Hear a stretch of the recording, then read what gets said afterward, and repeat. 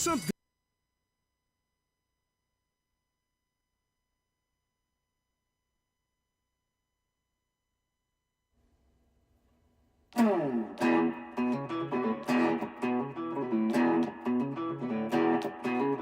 Glenn Clark Radio, talking about the sports you do and don't know, both within and surrounding Baltimore. Don't ask him about preseason games, oh no, stuff and things in Griffin Basso. Despite it being on the internet, he can call it what he wants. So, Glenn Clark Radio. Glenn Clark Radio. Glenn Clark Radio.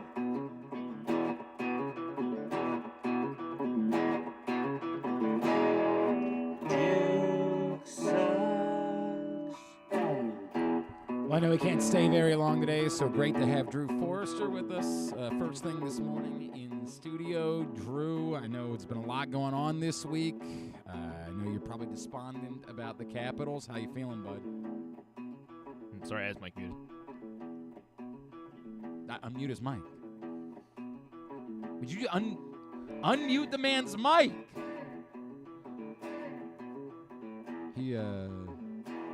This doesn't mean he's planning on staying later, does it? Because we kind of. I guess not. I would assume no. We have a show. Assume no. I mean, I let him know what's going on. Yeah, so we have like a show. I assume he's gonna. Everything. It's a whole thing. All right. Said he should be here. Well, the exact. I mean, I assume it's gonna be like 5 minutes or so. But the exact text I got right as we went live was, "Be there shortly." Well. Okay, then. And I said, "We'll wait. All right, we'll wait. We'll wait." Yeah, we'll wait for you, guy. What are we doing here? You know what I mean? Like, do a show? Sounds kind of dumb. Hi, Glenn Clark Radio. I'm Glenn. He's Griffin. There was a baseball game last night. I'm to understand. You know, they say that you're only as good as your next day's starter. And so I would say the Baltimore Orioles are as good as the motion picture Madam Web. Did you see it? No, Lord. No. Well, then how can you use that one? I mean, Griffin. I know what the, you know. I'm sure everyone else was wrong. What are you, a Madam Web truther? Is that No, what's I mean, coming out right now? I haven't seen it either, but, you know. Griffin's like, you don't understand. Madam Web was great. I mean, you know, it was a good cast, it looked like. So. Was it? So think about Strong cast. This is my thing about Dakota Johnson. Is Dakota Johnson a good actress? I mean, I'm pretty sure. I think I've enjoyed her in what? You know, the other stuff I've seen her. Adam Like Scott what? is in it. Emma Roberts is in it. No. Go back to the point. Okay. What have you enjoyed Dakota Johnson in? Peanut Butter Falcon. Okay, she was fine in Peanut Butter Falcon. I mean, it wasn't because of her, but, like, she didn't get in the way. I'll give her that. She was in a Social Network. What was she Yeah. in? Now Yeah. you're just she looking was up because in- you yeah, can't Social remember Network. anything that you enjoy. Social Network, obviously. Yeah. Now tell me That what came right to my head. Who was she in the Social Network? Everyone knows Amelia Ritter. Yeah, and who was Amelia Ritter? You know, she was played by Dakota Johnson. Right. They nailed it. Is this our way of finding out that you're a big 50 Shades of Grey guy? No. Was she in that? Is this what this is? She was in that. I swear to God. You know what she was. What was the last? And you know what? I did enjoy that. Whatever the last. I don't know how many there were. This is much like my Twilight situation where I've seen one Twilight movie. It was the last one. I have seen one 50 Shades of Grey movie. It was the last one. And it was as a favor to a friend. I have a friend, and she is like an unabashed. She loves the 50 Shades of Grey movies, like, and the books, really the books, I think. And we would make fun of her for it, and she was like, "No, if you saw it, you would understand." I was like, "I don't think so. I'm gonna guess not, but you know, good luck." And so this is a longtime friend, like friend for a very long time, and she said, "Go with me when the next one comes out." And apparently, it was the last one. And I said, "All right, I'll do that. And I don't remember there was some sort of deal involved, and like I don't remember the whole story of this. I asked my wife. My wife said I have zero interest. Could not possibly want to see the 50 Shades of Grey. And this is someone who went to see the Twilight films. So I went with my friend to see the 50 Shades of Grey movie, and it's the worst. It was worse than the last Twilight movie that I wanted to gouge my eyes out for. It's unfathomable how bad this motion picture 50 is. Shades Freed. Is that the last one? Yeah. All right, I will believe you. 50 Shades Freed. Apparently, it also was like the least sexy of all of them. Man. Like, according to my friend tells me, the rest of them were very sexy. This one wasn't even that. I was like, well, were the movies better in the other ones? And she was like, yes. And I said, like, my friend couldn't even lie afterwards. Like, oh, I told you it was good. She was crushed by how bad this film was. Like, it hurt her personally. She was like, I can't even lie. That was awful. I said, I guarantee the other ones were awful too, and you just can't say it out loud. There's no way any of them were good. But yeah, I don't know if Dakota Johnson's a good actress or not, or if she's just like a fortunate nepo She baby. was in a Daddy-O that came out a couple years ago. What was that? That was with Sean Penn. I didn't see it yet, but it looked good. If you say so. When she's like in a car, and her and Sean Penn are driving around, telling stories to each other. Sure. They're like the only two people casted in the home. Like they're the only two people in the movie. If you It's say just so. them talking to each other. You say so. Anything else? She's in a movie coming out later this year called Materialists, which looks promising. It's got Pedro Pascal. Yeah, this is your big push for Dakota Johnson. I mean, is her next movie might be good. It could. I mean, it's A24. It's Pedro Pascal. Well, man, there's something to be Chris said for Evans that. is third listed on the cast list. All right. So All right. I don't know what we just did. third billing. Here we go. It is Would You Rather Wednesday on GCR. We'll get into that. I mentioned Drew's going to be here a little bit later on in the program. Logan McNaney, Maryland goalie, now Denver Outlaw, as he was selected, I think, with the 11th pick last night in the PLL draft. Denver didn't have a first-round pick, so he was their first pick. Goalies don't normally go that early in the draft, but Logan McNaney is exceptional. He'd like to first end his collegiate career with another national championship after he was most outstanding player when the Terps won in 2022. God, that feels like forever ago. What if they call him Unk now? I wonder if like the other players on the team are like, what's up, Unk? I feel like that's a thing. Anyway, we'll talk to Logan McNaney about the NCAA tournament. They don't know who their opponent is yet, but they know they'll be playing on Sunday. Matt Snyder, MLB writer for CBS, will join us. He's got a piece about the plight of the Orioles, got a special football guest, and, of course, no better expert to talk about all of it, break it all down, than this man, the host of Shaved Ice, the host of NBA Corner, and what a week it's been. He is Drew Forrester. Should we go back to his preview of the Caps Kane series? You know what? That's not a bad idea. Good. That's not a bad idea. It's a 6-game series. No. No, I just wanted to bring something up, right? Okay. So you want to hit the Shaved Ice music real quick? Yeah. What? You Oh, wanna- sure. yeah, it's the old ESPN NHL. Nailed it, though. Okay. So Drew Forrester, drewsmorningdish.com is here, and are you still doing the radio show? What's Shaved Ice is what? We do a review of Yeah. hockey? Yes, All right, let's go. That's what we do. Let's go. But you're still doing the radio show, right? Caps Canes, right? I'm asking a question. Yeah. Yeah, okay. All right. There we go. Time for Shaved Ice. Now, We're starting off with Shaved Ice. yeah, we are. Before we get to what happened last night, Okay. just want to go back a little ways. All right. Because you mentioned that you were concerned about the matchup with the Hurricanes. It concerned you. Sure. You didn't feel good about it. Well, But you never feel good about anything involving the Capitals. Well, right, I understand, but there was a more specific reason why you didn't feel good about it. Do you remember what that more specific reason was? Well, because I feel like there's a chance they're not going to score enough goals. I don't think that was what you said. There was a more specific reason, a very specific reason. I have no idea. All right, do we have it? Yes. All right, well, let's replay. Who would they face next? Carolina. Carolina. Which would not be a great matchup for them. First of all, if they Called wear those that. black jerseys with the red hurricane flag, Everybody always You're says in that. I don't know trouble. what they Yep. wore. I've thought that and for some time. and I don't like the matchup. Brenda Moore's had success against the Caps. Good point. I don't like Kemper's the story coming back, Now. playing his old team after Nah. they gave up on him. Nah. He plays for the Kings. Yeah. I don't like it. Not only Not only does he play for the Kings, he's never played for the Yeah, Carolina. he played for the Kings. Why yeah, would I have said Carolina Hurricanes. Oh, anyway. Ever. Yeah, he plays for the So Kings. now, the host of Shaved Ice. Yeah, right. Our hockey I expert. must have been drunk.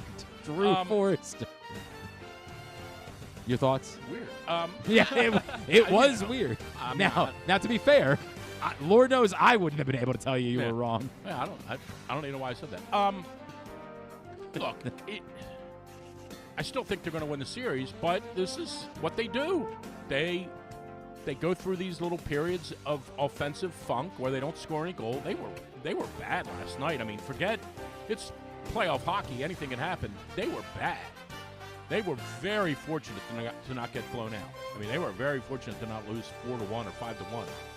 So, but obviously it does create, as the Pacers showed last night in Cleveland, right? We'll get to that. We're not doing hanging on the rim here. Right. But it does Shaved show. Ice. It does show.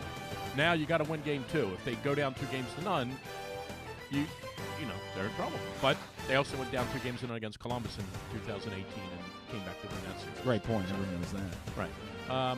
The other game was great last night. Holy Vegas cow. and Edmonton. Of course. Edmonton and Vegas. Thank you. Come on. Yeah. Does it matter who gets first billing? Right. Well, the game was at Vegas. I understand. And they that, went but up I didn't 2-0. say at. I said Edmonton. They went up 2-0 right away, and Edmonton came storming back. Draisaitl with a big goal in the third period. I don't remember who got the game winner, but it was late. 3 minutes to go in the game. So huge win for Edmonton. Edmonton is looking. I know everybody. The darlings of the league are Matthews and McDavid. I mean, the league would have a complete coronary if those two happen to get into the final together. Oh my gosh! I mean, they would want Ovechkin to be in there as well. Yeah, I would disagree with that because Canadian teams are bad for American ratings. But I think the two best players. They're the biggest stars. They're the two I best agree. players. They would also like to have Ovechkin in there. They're panicking, of course, that somehow it you know, beyond belief somehow, somebody like Dallas would get it. I mean, that would probably drive them You crazy. say that. That's a good market. They want big markets. That's best for business. But anyway, so there you go. It's 1-0. Tomorrow night's a huge night. Knowing the Caps the way I know them, they're going to lose 3-2. And There you they'll go. There you go. They'll have to go to Raleigh and fight. There you go. Boy, I mean, it is what it is. boy, look at you. Look at you coming in. Dallas here. and Winnipeg is going to be an unbelievable series. Some people actually like the team. Dallas and Winnipeg is going to be Well, an unreal series. I, of course, am a Jets guy. By the way, why am I a Jets fan? Remind me. Why are you a Jets guy? No, I don't remember. Why did we decide I was a Jets Is it fan? loaded, I guess? I don't know. Is that what it was? Okay. Yeah, the only hockey analysis I ever have to offer is the Avs are loaded. That's the only thing I've ever been able to say whenever it's hockey season. And now that they're out, I've got nothing left. Winnipeg's good, So man. Griffin told me I should be a JETS. That was an Did I say insane. you should? I don't. Yeah, you did, but I don't remember I said why. You should be a CAPS fan. No, I'm not going to do that. That was an insane game with St. Louis. No, yeah, it's tremendous. Oh tremendous. my gosh! The goal they scored the 2 Game 7s this weekend, in phenomenal, unreal. phenomenal, absolutely phenomenal. Playoff hockey, man. Unlike the basketball Game 7s, which were dreadful. Right. The 2 hockey Game 7s. Save that for All right, hanging on the rim. Yeah, 100%. You know what? Are we good? Yeah. Let's go right into it. Coming up now, look, obviously, Get all the good stuff out of Shaved the way. Ice is just a teaser. Yeah, right. For this one. For the real segment, when we bring in the man who knows everything there is to know about the association, Drew Forrester, hanging on the rim. Yeah, it was a huge night. Oh, thank you. You're welcome.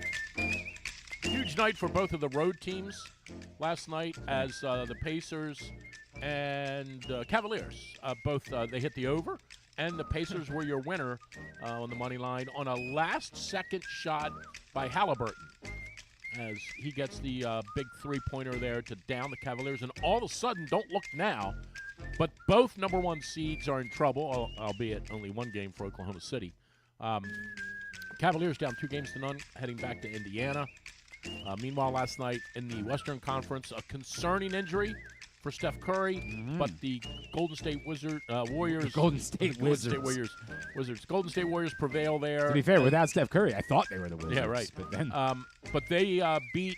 yeah. Oh, here we go. Minnesota. There we go. They beat Minnesota last night, who of course disposed of LeBron and the big boy, Luka.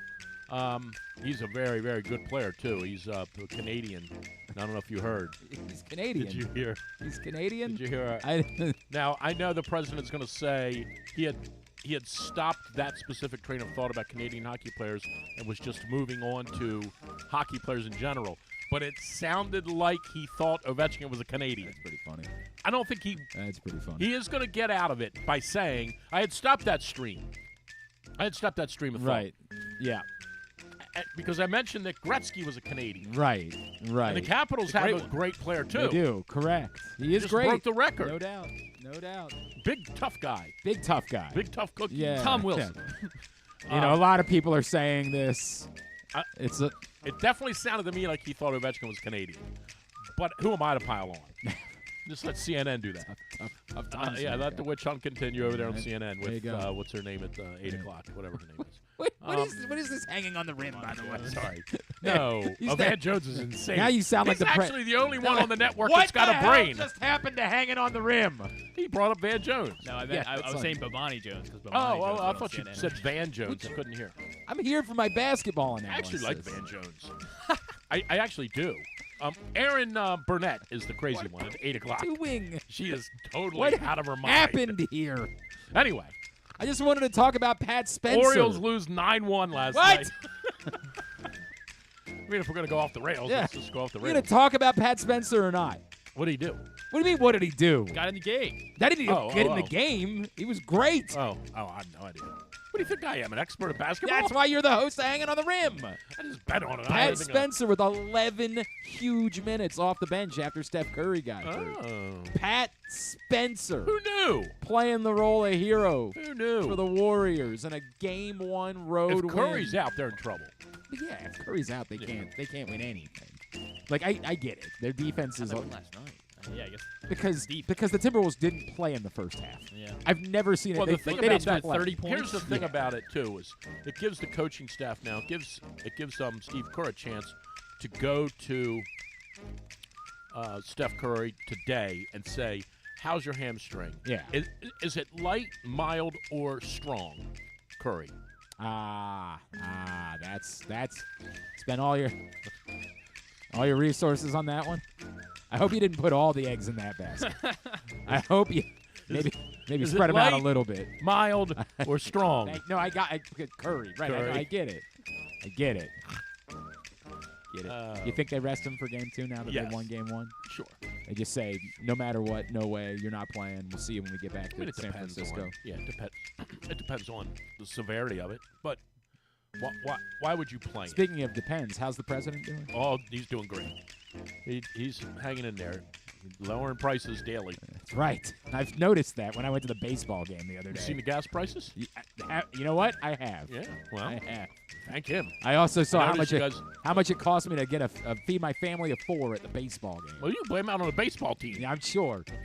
Yeah, sure. They set the prices. No, I blame it on who I always blame it on, Obama. They Every wrecked. time. Well, that's true. That's Yeah. when it all started to go downhill. Anyway, so there you go. That's your wrap-up. 76ers are out. Wizards out. Atlanta Hawks are out. So there you go.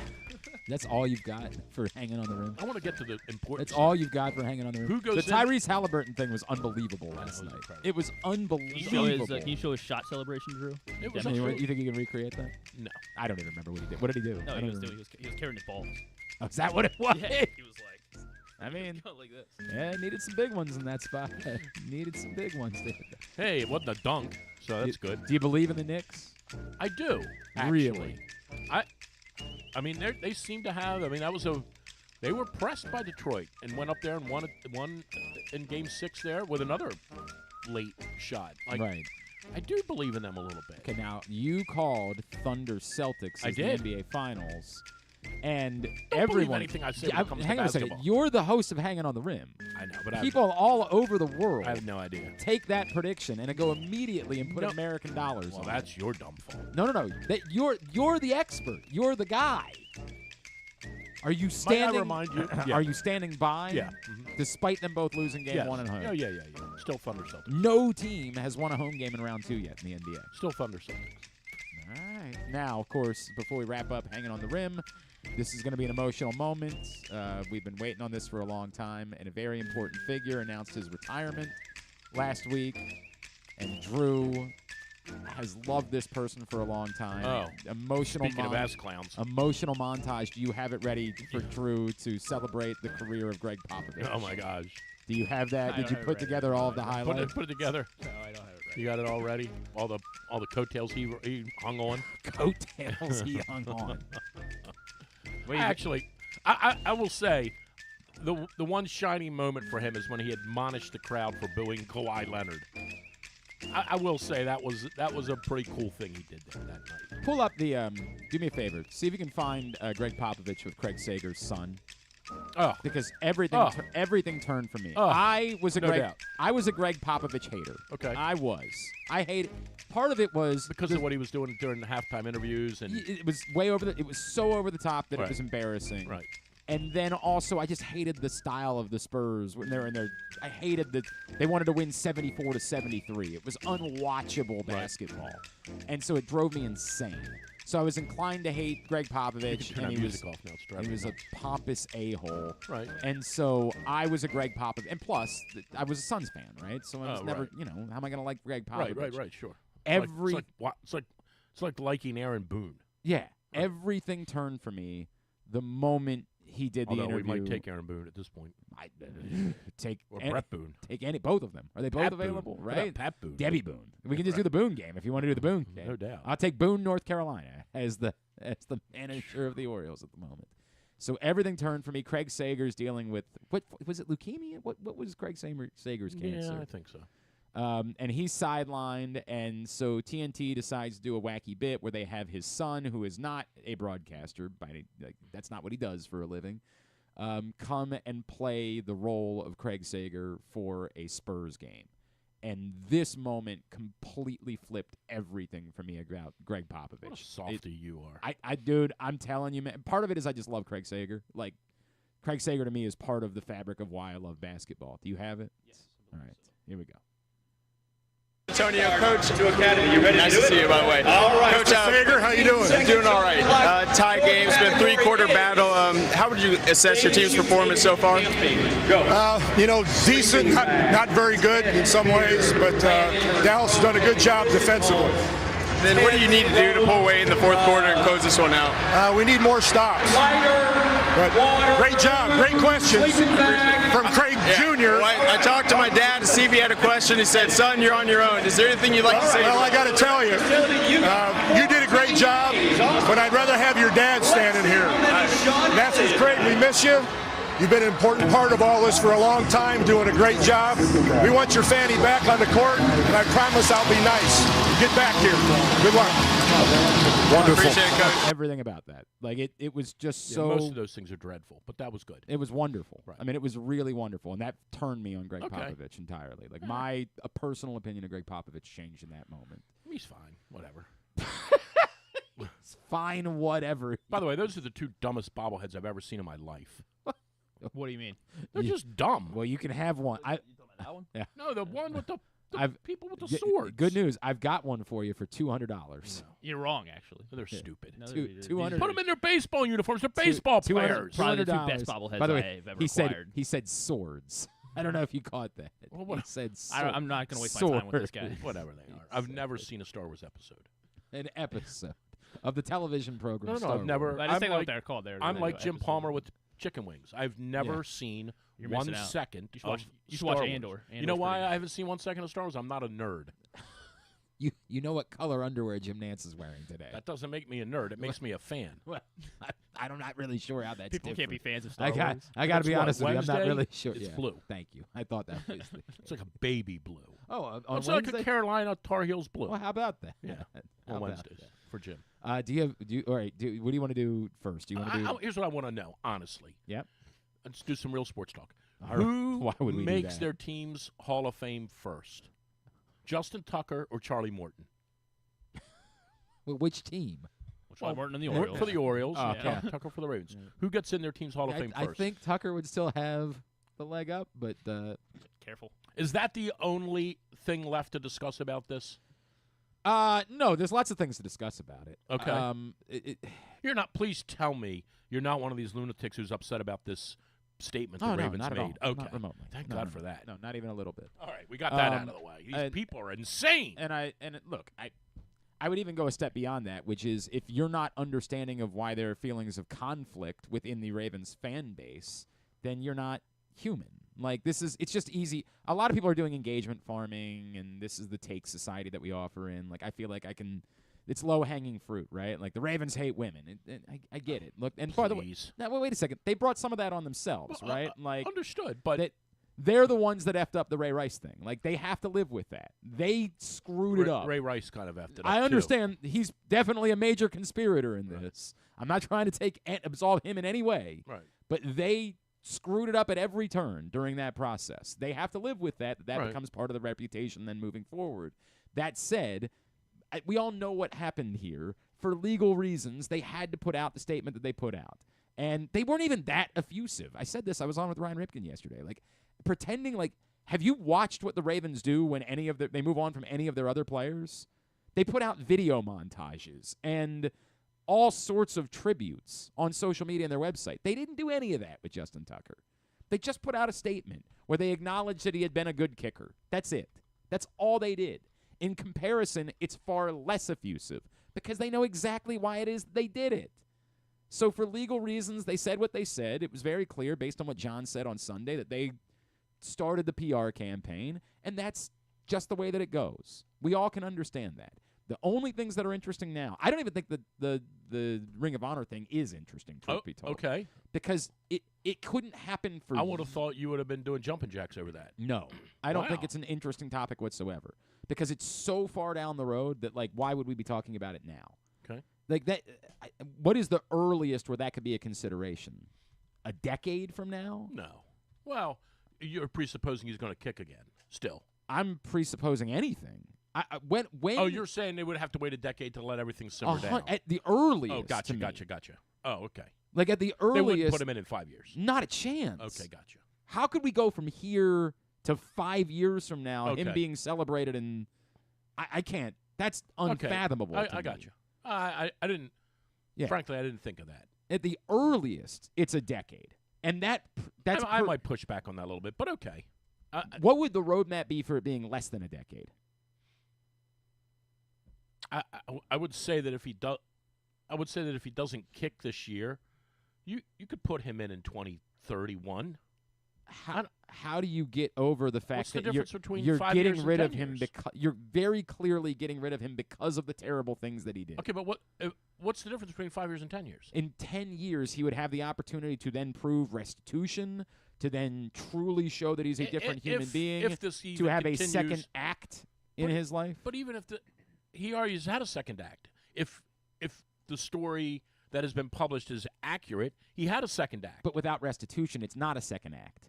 There has to be an acknowledgement of I screwed up.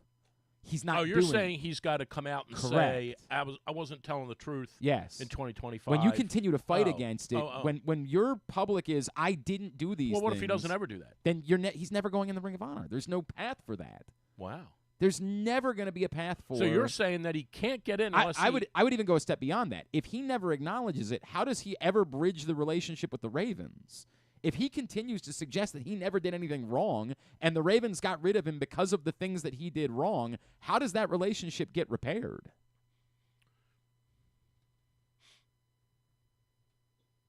I don't know the answer to that other than to say there's. I got to figure out the right way to say this, even though there may not be a right way to say it. I may just say this and go, I shouldn't have said that. These teams are so beholden to the performance of their athletes in a way that fans can't understand unless you're in that circle. These teams are so beholden to the performance of these guys. Yes. And I think if the Ravens went on to their yellow sheet of paper and on the left side listed all of the great things that Justin Tucker did and listed all of the misgivings on the right side, I think they would all sit around in the conference room and say, we find no fault in this man. I disagree with no Okay. fault. They wouldn't say we find no fault in this man. I would say this is where you really open I just think Pandora's they're just box. so beholden to his performance. I think the interesting conversation is, did they know about this 2 years ago and say we don't care about it 2 years ago because he was a good kicker? Now, but that's a different. That's a different. If that were ever uncovered, 100%. If at some that point we would find out, change. It wouldn't change his dynamic. no, it would But absolutely it would definitely change their dynamic if it ever came to pass that they were involved through in some covering sort this of up. Right. email that got accidentally exposed. Right. That's from EDC to Harbs and Biscuit. Hey guys, just wanted you to know I'm on the Tucker thing. Sure. Talking to Justin this weekend, trying to figure out what our next steps are. Talk to you soon. Date October 24, 2022. That'd be a problem. So it would be That'd be a it'd be a massive problem, and I it would should agree be with a that. problem. But again, it's unfair. Like a lot of people, For the record, I do not think that's the case. we've talked about this before. I don't know. I have no idea. Do I think that maybe somebody inside the organization knew? I think that's probably true, but I think there's a lot of plausible deniability that goes on in organizations. It always like is this. going to do they're all going to do the same thing Tiger did with Tom Rinaldi. They're all going to do the exact same thing. Where's the police report? It's in the police report. I would say that That's what they're always going to come back to, right? What was the phrase at the end of Succession that I need a pain sponge? I think someone's job is to be the fall person, almost to the point of whatever's going on, it's your job to know it and my job to not. You don't tell me until I have to know. Until I have to know, That's fair. keep it away from me. Whatever's going Well, who on. would that be in the organization? I had once upon a time I knew who that was, but that person's no longer with us. So Darren Sanders. Yeah. Well, Yeah, I was sure. trying to not say that out loud, but Darren was he's the director of security. He knows more about those guys than anybody. correct. He And know- to an when extent, that kid passed away downtown, Darren Sanders got the right, phone call. It Like, was. If we need to know, you tell us. If we don't need to know, don't tell us. And that's not unique to the Ravens. And I want to be think fair. That's very accurate. Darren Sanders wasn't a fixer. I don't want to disparage Darren Sanders. Not at all. There are organizations that have fixers. I don't know if the Ravens have a fixer or not because they wouldn't want you to know. But most high-level organizations that are worth a lot of money have a fixer. Donald Trump had one. Now, Well, now he's doing it all himself. Yeah, didn't work out so great for him. Yeah, but now we're great again. Michael Cohen turned pretty quickly. Yeah, but now things are. Yeah, I know, I understand. We're back. But like most organizations that are worth a lot of money have someone whose job it is to be a fixer. And so if you ask me, so we're clear. The fixer in this case would be someone who goes to these women and says, "What's it going to take? Right. What's it going to take for you to say? Yeah, I don't know if I remember that exactly the right way." and it's also their job to keep it away from the people that would be. You handle this. Yeah, sure. Without any of these people having to ever be involved. Right.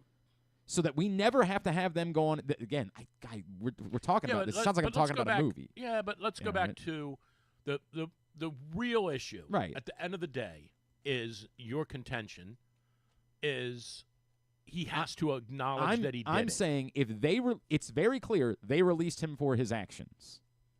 If he, I don't think it's very clear. It's very clear. No, it is very clear. No, it's not. It's very clear. No, it isn't. Yeah. No, it's not very clear. We're playing a game now. Yeah, we are. Yeah. But it's not very clear. It's not publicly what they're saying. In your mind and in my mind, I would say that if those things never surface, he's kicking again with competition. I would say maybe with competition. If they really, I think I don't know that they would have drafted that kid, but they would have either, if he survived the draft, they would have signed him as a free agent. If he had the exact same season that he had last year, I think they would have been interested in bringing in someone as a plan B. Right. But not. I agree with that. Not to move on from Justin Tucker. I would agree with that. But that said, he's gone because they've done their vetting and they're in a place where they say, yeah, we can't do this anymore. Okay. That's why I would agree with that. So but I don't think it's clear by what they've said because they've done a very good job of that. That's two different things. Right. I think it's clear so to it's your opinion that it's clear. I think it's clear to Justin Tucker that's why he's gone. Okay. And that to me is the biggest issue of if you're Justin Tucker and you're trying to publicly but does maintain. he really care about the Ring of Honor? I don't know. He's not going to live here. I don't know. He's certainly not going to live here. Right. I'm What's he saying, care? but that's the point. The point is, if you're Justin Tucker and you're trying to, for the sake of continuing your career and trying to protect your reputation, you're trying to continue this What was worse? campaign. What Ray Rice Hang did on. or what? Let me finish this thought. You're trying to continue this campaign that you didn't do anything wrong at any point, that all of this is made up. It's all a witch hunt, if you will. And they got rid of you because of those actions. How do you overcome that? Well, you would be in contention with the club. First off, right? If what you just what you just laid out could very well be what happened. DaCosta could have called him and said, "Hey, I got bad news for you. We're gonna let you go." And Tucker might have been pissed off and said, "Eric, how can you do this to me? Right. I didn't do anything wrong." And Eric said, "Well, we did a little bit of research and we got people coming to us. Justin, look, I don't want to get into it with you. You've been too valuable to us. We love you. I don't want to get into it with you. We've made a decision. It's done. We're putting out a press release at 4:00. You can say whatever you want. Right. We're going to say all the right things. Come down here tomorrow, pick up your stuff. Yeah, we're not blah, blah, disparaging blah. you. We're We're not gonna piss trashing on you on right. the way out the door. You're our man. Yeah. But we got to do this. And you can be mad, and if you are. And much like, in fairness, what they tried to do with Ray Rice, they might say to him, hey, one day down the road, we'd like for you to be involved with the organization somehow. And in the moment, Ray Rice didn't like that. In the moment, Ray Rice was angered by that suggestion. And then years later, he's happy to be involved with the Baltimore Ravens. He's happy to... Now, there's a big difference there, There's right? also a lot of moving parts with Ray Rice. Rice, in that it makes him...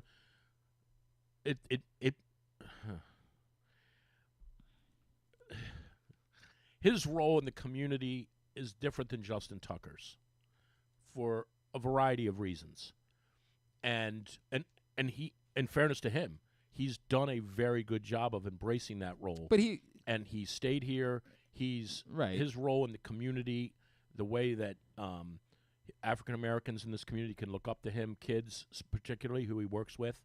I just saw him the other day. He was at Eagles Nest. He also the difference there. He never had the option of suggesting he was innocent. Right. No. Totally get it. He never but had. He right. I was just going to say he also repaired, and it took a while. Yes. And it'll never be fully healed. He'll always have a scar, but he did a good job, a very good job, and frankly, so did the team of healing, right? And there's still some consternation when they do something with him. When they put him up on the video screen, there's still some scattered boos and the internet people scoffing. So to that degree, to go back to your initial point, to that degree, there is some relevance about Tucker manning up and saying, it's the Pete Rose thing. Yes. It's all it is, right? In contrast, it's the same thing. Hey, Pete, we know you bet on the games. There is no doubt about it. Right. Why do you keep saying you didn't bet on them when we know you bet on them? Just say you bet on them. And who knows what the future might be for you. And try to come up with a way that you can provide restitution and be apologetic and if you can do those things, then there is a path forward where you can be a part of this. Right. Now, in Tucker's case, and again, I don't know enough about nowhere near enough about the legalese to suggest that I'm right or wrong when I say this. Admitting it might be a criminal problem, right? I understand exactly what and you're his talking lawyer about, might be saying to him, whatever you do, dog, you can't do that don't fess because up. there might be a criminal issue here. Understood. I don't know, but that's the part that I don't. Okay, so you're pretty much saying if he doesn't repent, he can't be a Ring of Honor guy. I can't fathom. I'm trying to think if there's an amount of time where people just forget, just don't care anymore. In 25 years, even if he never repented and never. Do you think a team takes him, notwithstanding whatever punishment he might get from the league? I think mid-season there's always a chance. I don't think. Yeah, he'll go to Denver or somewhere. Yeah, I think. And that does complicate things, right? Because I think he has to be on a team to serve a suspension. You do think this all happened, right? At this point, it's very. You think this happened, right? Yes. It's very difficult. Now, again, I don't know. I'm going to throw out the old line, right? You Right. know what I'm going to say. You should take the offered plea. You don't have to admit you're guilty. Right, but you probably should admit that the evidence that's out here would suggest is I'm going to find you guilty. Right, correct. Do whatever you can, provide restitution without, to your point, do whatever you can in your power to try to provide restitution and show. It is interesting, though. You make a very good point that his initial, and that's why it was kind of puzzling that he shot back the same day, right? That was my statement birthday. about It was the 30th. banner, yeah. Well, I mean, he came right out Right. and said, "This is all hogwash. I didn't do that." Right. It was kind of it because once you say that, It's hard to go back on that. It's really hard. and the way we work today, Mm-hmm. it's there forever. Yep. He couldn't come back today and go, "Well, what I meant was." Yeah. I was just joshing you guys. Well, no, but what I meant was when I said that it's all a fallacy. What I meant was he can't do that. Right. So, Correct. This is the situation. are you it is. surprised they cut him yesterday or Monday? In hindsight, I don't know that I got that. In hindsight, no. Okay. In hindsight, so I said Why there's- wouldn't they wait till June 1st? because you can designate him as a post-June 1st. You don't have to wait till June 1st. You can, Gotcha. You just designate that he's Gotcha. It's a post-June 1st cut. That's Gotcha. all it is. It appears clear now that they were just getting through the draft. Like that's it. They just wanted to get through the That's fair. draft, and then they had all these rookies in, and they had other things going on, That's fair. and this was their first chance to catch their breath. And how do they then balance out the selection of the kid from Marshall? So it's a very fair question. It is. I mean, it's a very, How do they very balance fair that? question. I don't have that answer. I really don't. Because he essentially has said the same thing as Tucker. And what I would say, I didn't do those Drew, things. to me, that's where the football aspect of it, I do think, comes to mind. And when I ask the question, hey, would they have done this 2 years ago? Like if all of this, if everything else is the same, if Justin Tucker 2 years ago, still definitively the best kicker in all of football, and all of this becomes public, or maybe 2 years is the wrong way of saying it. Let's say right now, Justin Tucker had 2 more phenomenal seasons. The last 2 years, he was still banging 57-yard field goals. He was Justin Tucker for the last 2 years. I don't know. I do think there's a football aspect to it, which is we care about this stuff, but we care about it to the extent that, like, I think that it's I was going to write about this tomorrow, so now I'm already stealing my own thunder. Not that anybody cares, but I do think the Ravens are morphing into an organization, and I don't even know who I'm trying to compare it with. So because I think they're all like this. I do think the Ravens are morphing into an organization where we just care about how many games we win. We really don't care about the rest of it. I think we act like we care about Yeah. it because it's been a little bit of our portfolio and the way we've done our business over the years. We're above the fray here. Deshaun Watson, my God, they signed him. Right. Are you kidding me? Right. The, Yeah, with we the- wouldn't do we that. would right. never have one Right. of those kind of players in our organization. Like they've done that. And meanwhile, of course, they've had all kinds of strife over the last 15 years with Ray and Suggs and I think they guys needed, dying. And they felt like publicly they needed to, in the aftermath of the Ray Rice situation, appear to be. yeah, we're going we're above the fully fray the other Right. way. Well, and the reality is they're just an organization that cares about winning football games. Well, I don't think It was a little bit the Buck Showalter thing the other day. I found it interesting right. with your talk with him, where Buck, when guys, you can tell how much Buck hates all the data stuff, right? Did you hear he when- asked about you? Yeah, I did. Yeah. He's a good man. Yeah. When Buck comes in and when kids would come into the manager's office and say, "Hey, I got something here real quick for you for the series with the Padres," Buck would say, "This is going to help me win a baseball game. Right. I don't need to know about anything else. Right. Just tell me how I'm going to win a baseball game using this. I don't even know what it is, right?" Right. And I do think the Ravens have morphed into that. And Well, when, and I when think- I say what I'm about to say, please don't think I'm saying this is all acceptable. Right. What I'm saying is it's just the way it is in the league. These teams who prance around and tell you how upstanding they are and how wonderful they are and how all we care about being good members of the community, they care about that. But they really want to win football games. And the coach, John Harbaugh, is employed because he wins football games. I agreed. I also think that you can't ignore the Chiefs of all of it. Like, the Chiefs have been the team that has had the zero intolerance policy that will take anyone.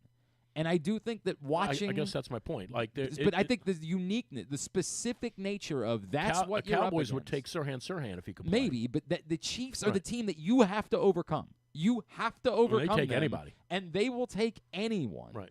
And to some extent, it's created a market inefficiency for them in their willingness to just take anyone, no matter what. We don't care. We think we can make it work here. And look, they got tired of Tyreek Hill for what it's worth. Like it's not as if they haven't gone through some problems, but they believe they could make any player work. And certainly it didn't cost them all that much to do the Tyreek Hill thing. It was a late round draft pick. But they've said, we'll do it. And it's created a market inefficiency. They got value for players that were better football players than what it was they had to pay in order to get them. And the Ravens are sitting there with Mike Green saying, maybe we got some questions about Mike Green, but this is a market inefficiency. We feel like we have the opportunity to get It is what they're saying. Yes. It's not maybe. Yeah, I mean. They're saying, despite these allegations, we're taking him and employing him. That is what they're saying. It's very, very But clear. to the point, I don't think they would have drafted him at 27. I don't. I think this is where it's when you said 27, I'm like, it's 2025. No, I'm just saying at 27. The juice squeeze thing is we'll take this player. We'll take the risk on the guy if it's worth it. And at 59, it's worth it because we're looking at the other options at 59. I don't know that I necessarily buy that. I don't. I think if he rated out as their best guy on the board at 27, they would have taken him. I think they got him at 59 because other teams didn't want him. I don't think so. Okay. I don't think there's that much cosmetic difference. I would say I don't think so. I don't care where they took him. With a little education. I don't care where they took him. I don't. But it doesn't matter where they took him. If they took him in the 5th round, you're still taking a guy. I agree. Who's facing these. I shouldn't say is facing. There's no criminal charges. He's not. Well, he's not facing them now. Yeah. There have been allegations that have been made against him 100%. But they're all in his past. Correct. In other words, they're not live. But not in the we're not talking about 15 years ago. Correct. I think and I don't know what the temperature is of the fan base about this stuff because fans like to talk a tough game, and then when they lose to the Bills, everybody's like, "Ooh, we should have taken George Pickens." I don't know if the fans care or not, but I can tell you the team, all they care about is winning. That's all they care about. They just care if they win, and you know what they're building down there right now. All that stuff they're spending that $600 million of free money on. Yep. They're spending all that money to do what? To make money. To make more money. Yes, correct. That's all they're doing. Correct. They're spending that money to make more money. But you know why they're able to do that, and you know why they're sold out already. They're completely sold out of that that field level thing because they win, right? Because period. And because Lamar Jackson exists. Well, okay, sure, but Lamar Jackson they win because of Lamar Jackson. 100%. Lamar Jackson is a winner in Baltimore because they've put a good group of people around him, unlike what they've done in the past. But that concept of what they're doing right now, that the concept of just all the improvements, right? I have no idea if the Atlanta Falcons would get $600 million of free money, but there's no pizzazz for that in losing franchises. The Ravens are still, to this day, an incredibly hot corporate product. Incredibly. They're pawning off these things for $300,000 and $400,000. They're getting $75,000 a game for you to bring 16 people down there and feed them a bunch of Kendall Jackson wine. 100%. It's a mastermind, but they're doing it because they win. And at the end of the day, it's been very, very. And I know I sound like I'm beating them up, and I'm really not. It's been a very well disguised plan by them. That all they care about is if they win, and I think they've showed that. Clearly, they've showed that. Now, are there some components of their franchise that they want to be good, reputable community ambassadors? 100%. I do still think there's a limit to it. I do. I do still think there's a limit to when I say to you, I'm in doing the work that I've done, I do not believe they would have taken Mike Green at 27. But who cares about that? It matters. No, it doesn't. No, it does. It matters. Not at all. It matters. It matters zero. They want to. There's a reason why they didn't take Lamar Jackson at 16 when they had that pick. right? Like now again, Yeah, but it doesn't matter where they took Mike Green. They took a guy. to them it does. It okay, does. well now. To them, it matters. Okay. Where the they're it's wrong. the exact same thing I would say right now. Look, we can make fun of the Cowboys all we want because they're a woeful organization, but this is much smarter for them if they're going to take a chance on George Pickens to do it for a third-round pick next year than it would have been to do it for a third-round pick this year. The Steelers would have given up George Pickens for anything they could have gotten. They're done with him. The Cowboys said, well, he's really good, but he's a maniac. So what we're going to do is we're not going to offer you a third-round pick this year. We're going to get bonus value on this. We're essentially getting a free year of George Pickens out of making this trade. Because for 1 year, we're paying no price. Right, it's interest-free. It's 100%. like leasing a BMW. So that value, while the value is still a third-round pick, it's a better value by making it you got your third-round pick this year and the player for this year. You get both things out of this. It's a calculated. I don't know how this is germane to Mike Green. It's a calculated decision to make. That if you're going to take on risk, if there's liability involved, you've got to get a better deal. And for the Ravens, there's liability perhaps involved with Mike Green. You can say we think he's moved. We think he's a different person. We think all of those things. But as I just said, this is not 10 years ago. This is allegations from the not-so-distant past. So if we're going to take a risk, it needs to be a calculated risk. There's a lot more pain if you take that risk with your first-round pick and it doesn't pay off. But the mitigation of it being your second-round pick makes it a risk that's more worth taking. Yeah, but you're talking about his football quality. I'm talking about all of it. I think it's indisputable. He's not going to jail. Not right now, but if he's not a good person, if Okay, ultimately now we that's a find different out story. that his track record is going to stay with him, and I'm not suggesting that's the case. But I get that. But if you are taking a risk because there is a track record here that would say we think that he's a good guy. I guess I just disagree on the notion that where he gets selected matters vis-a-vis his past. I just don't think that matters. I think it absolutely matters. Well, we'll I think just disagree. that mitigating risk always matters. This is why you and I should be on Undisputed instead of those other two clowns. I don't know if that show even exists. Oh, is it gone? Yeah, I don't know. I'm not. What, it just vanished?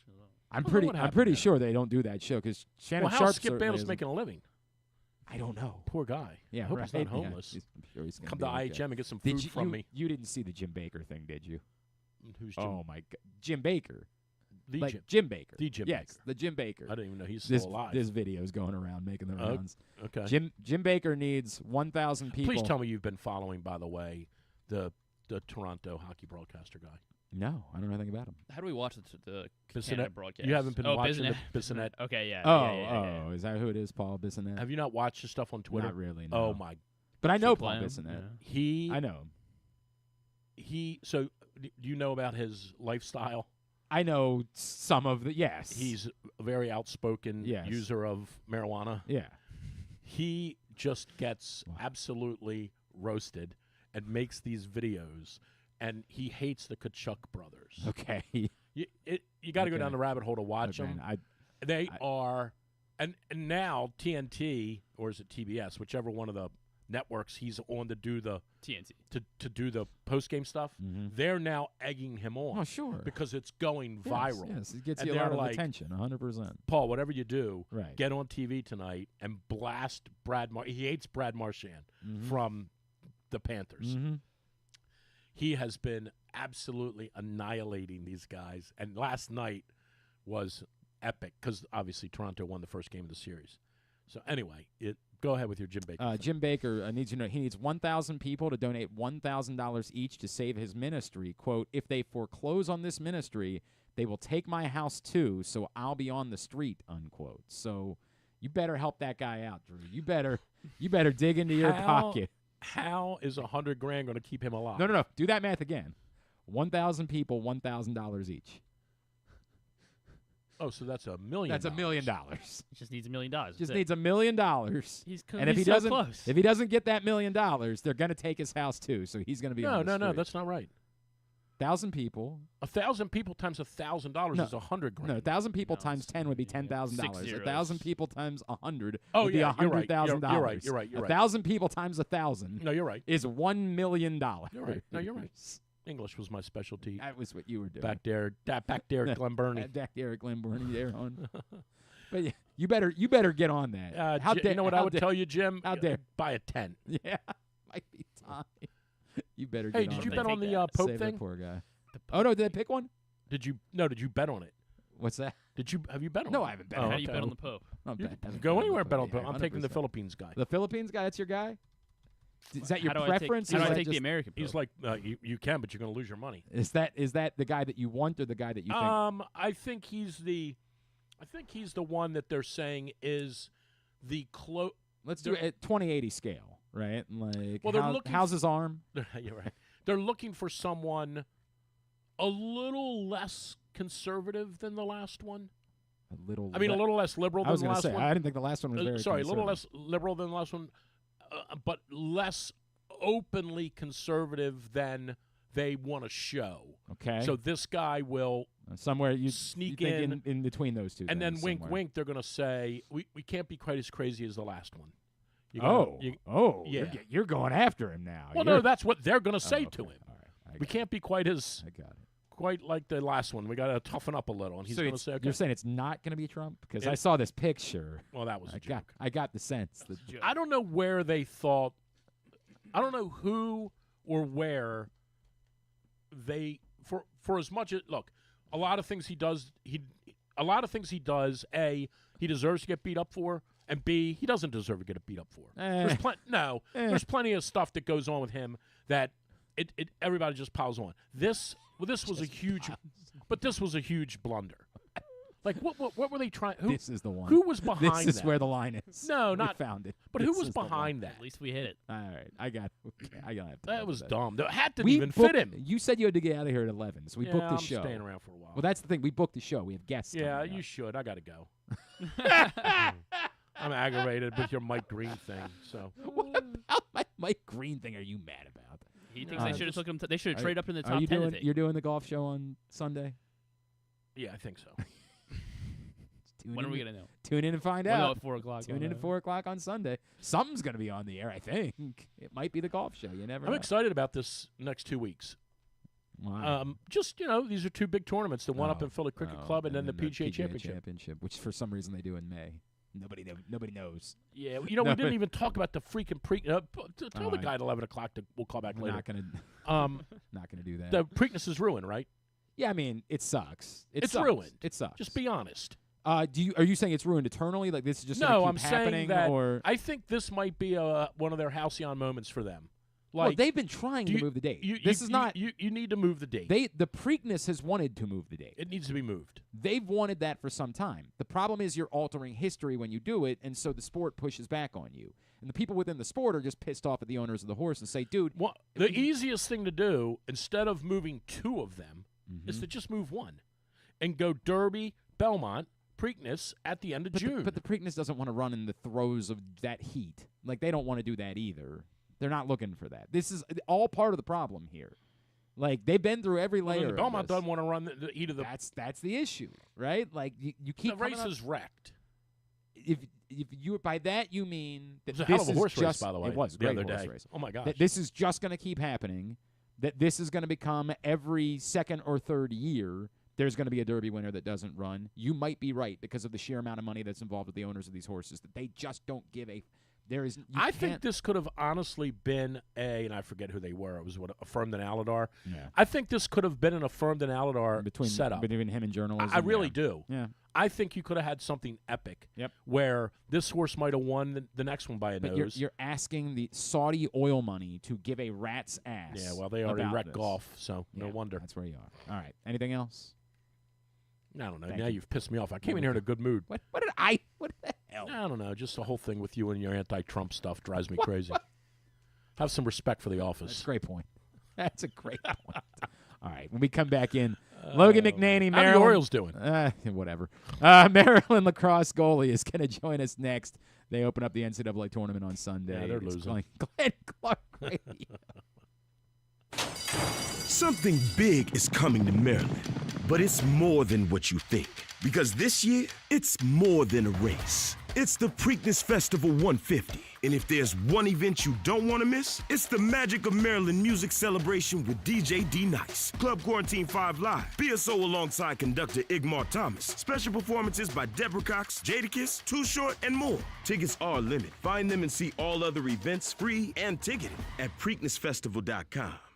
What makes the Costas Inn so special? This is Stan the Fan telling you that it's the people that work for you, cooking and serving. But that menu is also special with a capital S. Soups, salads, the raw bar, pasta dishes, seafood specialties, and entrees like the Costas Combo, steaks, chops, ribs, amazingly delicious meatloaf, and all manner of delicious spilling sandwiches, including pit beef and turkey and subs. Of course, the steamed crabs are as good as you can get anywhere, and they serve them 12 months a year. The crab cakes are out of this world. Costas is open 7 days a week for lunch and dinner at 4100 North Point Boulevard, and coming soon, very soon, Costas in Timonium at the OTB Parlor at Timonium Racecourse. We'll get you the opening date real soon.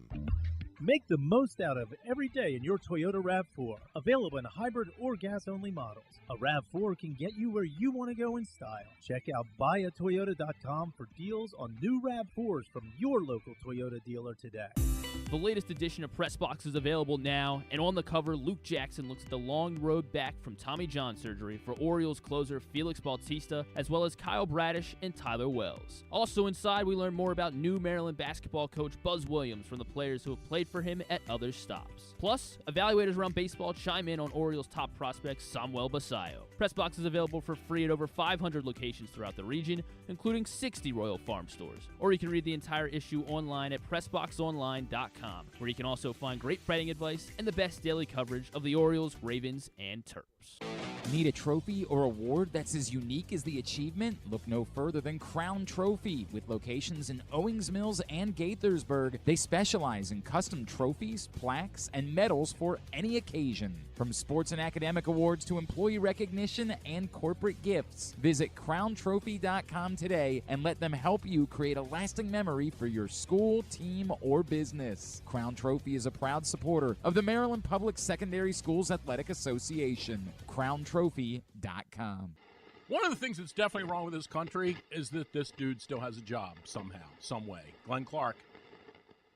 All right, back in here on GCR. Drew is trying to explain the MIAA lacrosse tiebreakers to me because McDonough, Calvert Hall, and Boys Latin all finished 8-2, and I could not. I'm so glad I did the Spalding game yesterday. I was so glad I didn't. Won against one another, right? Except I don't think Boys Latin beat either of the other two.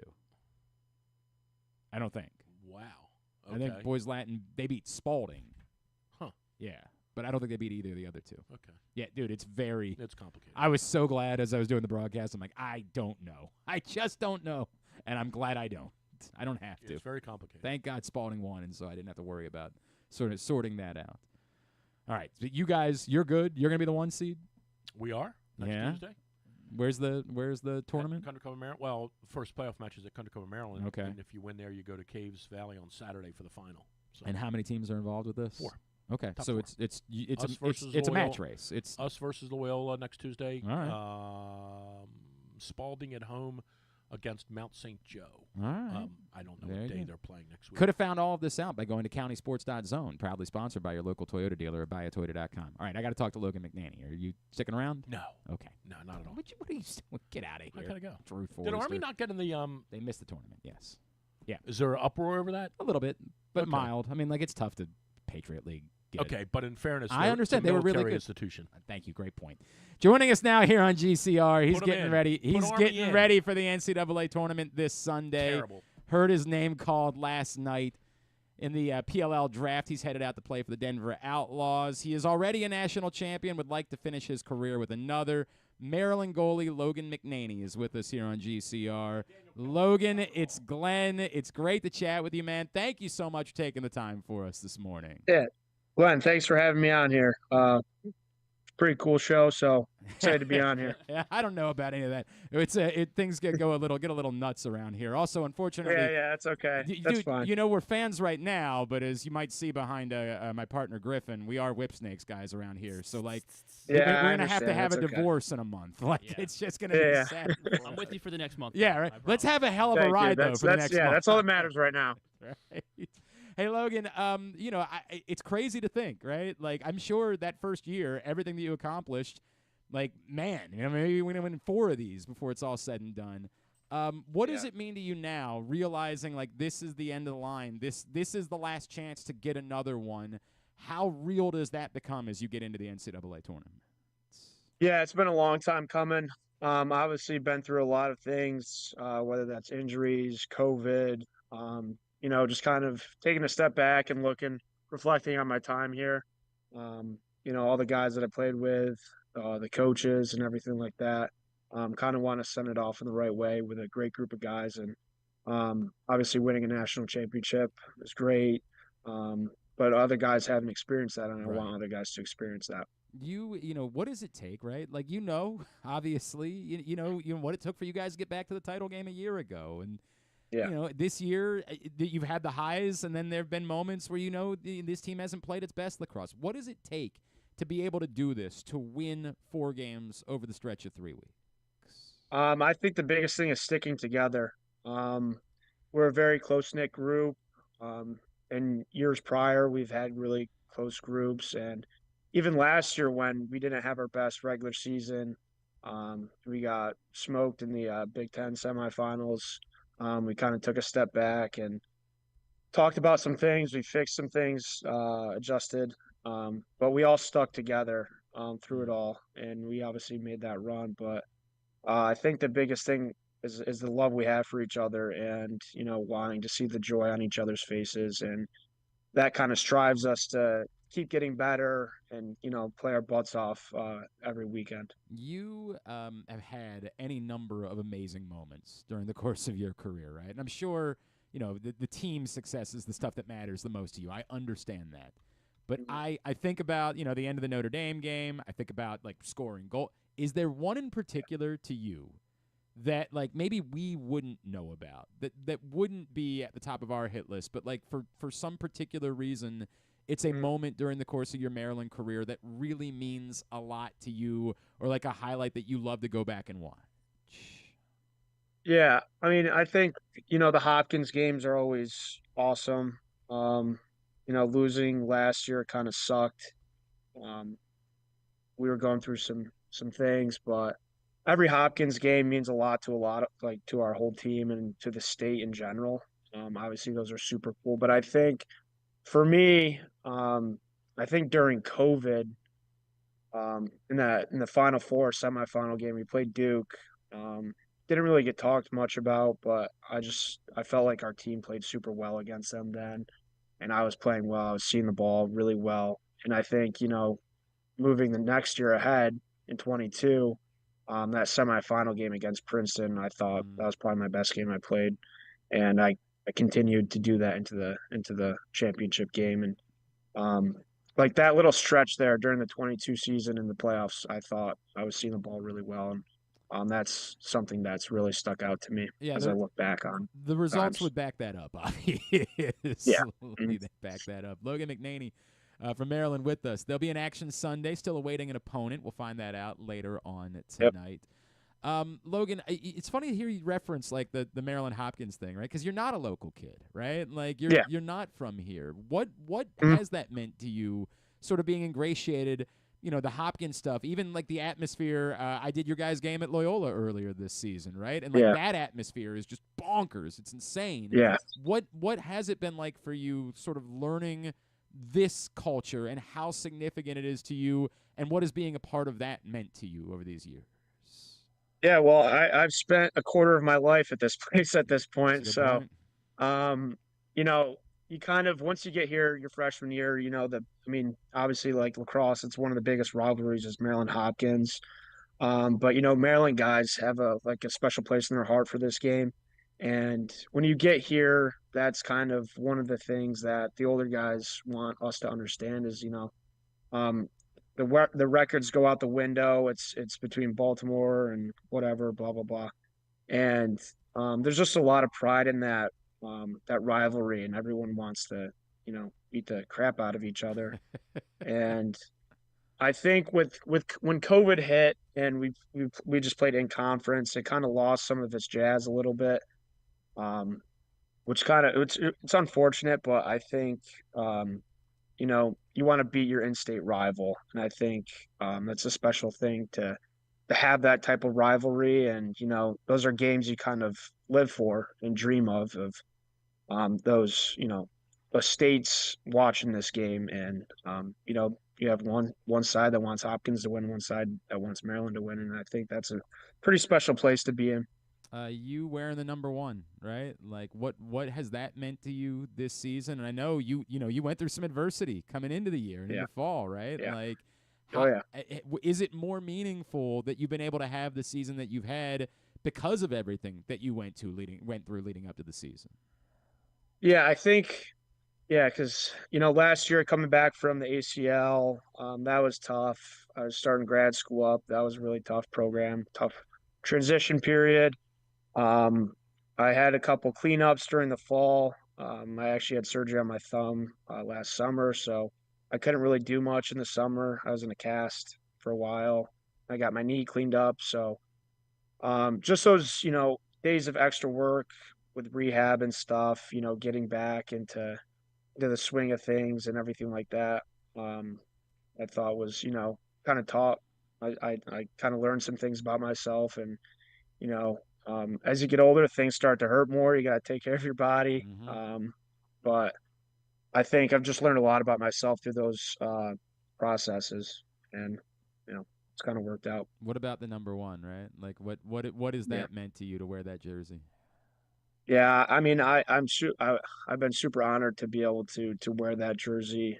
There's a long line of obviously great, legendary players that have worn that jersey, and it kind of signifies what a Maryland lacrosse player is, and I try to do that to my best ability.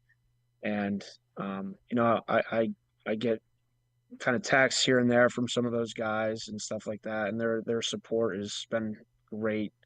But I'm truly honored to be able to represent Maryland. I know that you'd probably be a leader anyway, right? Because obviously you've been around for a while, and that's part of the deal. But like, does that come with an additional level of obligation? Like when you get the number 1 jersey? No, not necessarily. Okay. I think if you make it, like, obviously it means a big deal to a lot of people, and it means a big deal to me. But if you try to make it more than it is, and you try to change who you are as a person, as a player, as a leader, I think you kind of get lost in the mix in there. And I think I tried to stay authentic to who I am, and I think that's what guys appreciate. And I think younger guys, I hope that helps with them too, because obviously, like, when you get here, you learn from the older guys, and I'm trying to kind of be authentic to myself. Obviously, step up in areas where I need to step up, but also show those younger guys and lead them to be better men and better players. I know there have been some other guys that have worn that jersey that just like weren't talkers at all. So like, I understand that entirely. Wisnowskis. Yeah, right. Just not that. He's not that guy. It would be fake. It would be forced, right? If that were the case. Logan, I love asking baseball players this feeling when they hit a home run, right? But like, can you describe what it's like when you make a say, and you've made a few of these during your career, just unreal end of game. It all comes down to this. Can you just describe for people that will never know what that feeling is like what that moment is, how electric it is to do something like that in a big game? Yeah, I mean, I think for me, I try to block all the noise out. I don't get swallowed up in all that noise and stuff. I just try to, make those saves, and I treat every shot the same. I don't, you get scored on, right? Like, it's going to happen. You kind of have to think like a goldfish at times, but obviously when it comes down to it in those clutch moments, you can't overthink it. You can't, get juiced up too much. You can't grip your stick too tight. You kind of just got to stay calm during those moments. Because if you get jazzed up, you might take a misstep, or You might drop your hands or something like that. So for me, it's just I try to stay as calm as possible and, make the save like I do every other time. And you've been really good at it, But man. it's pretty special. I mean, it's Yeah, pretty special. Like right. when you hear the Thank you. fans go crazy, it's pretty cool. Like you kind of get juiced up after the fact, and once the ball gets past midline, I'm like, yeah, let's go. Okay, all right, now we can enjoy it. Yeah, right. Yeah, Now you can have a little bit of hopefully we score. a little bit of a moment there. Logan, the dynamic now with you and Jesse, right? Like, when he tries to say something to you this week, do you say like, "Hey, bro, just we're teammates now"? Like, the dynamic's different. Like, you don't get to treat me the same way anymore. Yeah, we'll definitely have some banter probably. Probably like now I get to yell at him in the summer. Yeah, this is where you're supposed to be on the field. Yeah, you get to be that guy. Yeah, exactly. Yeah, no, but that's gonna be really cool. A couple other Terps on the Outlaws as well. Luke Weirman, I lived with him for 5 years. Nick Rowe, Alex Smith, Logan McNaney, like those guys are great dudes. So pretty happy with the selection. No, I mean it's a cool feel. I don't know. Did you get to see the video of like the Outlaws fans reacting? Like that's got to be awesome, right? Like, yeah, that was really cool, dude. They're that jacked up for you. Like, I know. That's so cool. I think they would have been jacked up regardless. They looked like they were having some fun, but it's cool. Right. You're probably right about it, but it's still cool, man. Logan, I obviously we can't ask you about the opponent because we don't know who the opponent's going to be, but I assume. Like, you guys just have to take the nameless faceless, right? Like, that it does not matter. We've got to play to our standard no matter what moving forward. Yeah. I mean, we can't beat ourselves. If we come out with energy and focus and intent and we kind of don't beat ourselves, fail clears, little things, ground balls, stuff like that, I think we'll do a pretty good job. Right now, we're kind of just focusing on ourselves and working on getting better these next couple of days, and then once we know who we're playing, we'll go through the whole scout and stuff like that, and get dialed for them. But right now, we're kind of just figuring things out and dialing things in and fine tuning the loose spots. Last chance to see Logan McNaney play at Maryland Stadium. Get there on Sunday and check it out. Logan, am I correct that like you're completely off social media, like that you're just you don't even bother with it right now? Yeah, not really. I mean, good for you, man. Good for you. I never have really. Like I have Instagram, whatever, blah blah blah, but like I don't really, go on it too much. Dude, I'm so jealous. Just not really, not really who I am. I'm so jealous of that, man. I would love that to be the case. 2:30 Sunday afternoon, Maryland Stadium, CQ Stadium. And make sure I get that right. Yep. And of course, on ESPNU if you can't make it. Mm-hmm. Logan McNaney, it's really been a joy to watch you play, man, and call some of your games. You're a phenomenal goalie, and looking forward to seeing what you're going to do before it's all said and done here in your Maryland career. Yep. Thank you for spending time with us this morning, bro. We really appreciate it. Yeah, appreciate it. Thanks, guys. It's Logan McNaney with us here on GCR, and he has been unbelievable, during the course of his career. That's why he heard his name called as early as he did in the draft last night. Thank Logan for taking the time for us as they get ready for the start of the NCAA tournament. We do continue along here on a Would You Rather Wednesday edition of the program. Today's show also brought to you, I mentioned County Sports Zone, proudly sponsored by your local Toyota dealer, buyatoyota.com, as the playoffs are now set in the MIAA. You want to know when the games are, where they are. Think about Annapolis next Tuesday and Towson for the championship next week. Get all the updates by going to countysports.zone. It's proudly sponsored by your local Toyota dealer and buyatoyota.com. Let's change it up. Talk a little baseball. Orioles get drubbed last night, 9-1. They've lost 3 straight. They are a sub-400 baseball team. It's not good. And our next guest shared some thoughts about where the Orioles are and how they kind of seem to be still stuck in the rebuild process. Joining us now, he covers Major League Baseball for CBS, CBSSports.com. He's Matt Snyder, and he's with us here on Glenn Clark Radio. Matt, it's Glenn in Baltimore. It's great to chat with you. Thank you so much for taking a couple of minutes for us this morning. Sure thing. I wish it was under better circumstances. Yeah, for us, but, right? Hey, yeah. That's the way it goes.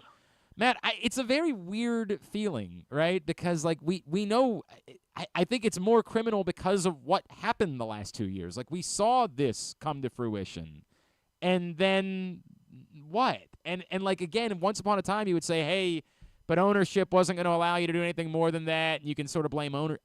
It's tough for us in Baltimore to not point our frustration directly towards Mike Elias and say, dude, what the hell? Like, what is going on here? The idea of a rebuild is you get the core together and then you build around that to go try to win a World Series. What is the disconnect?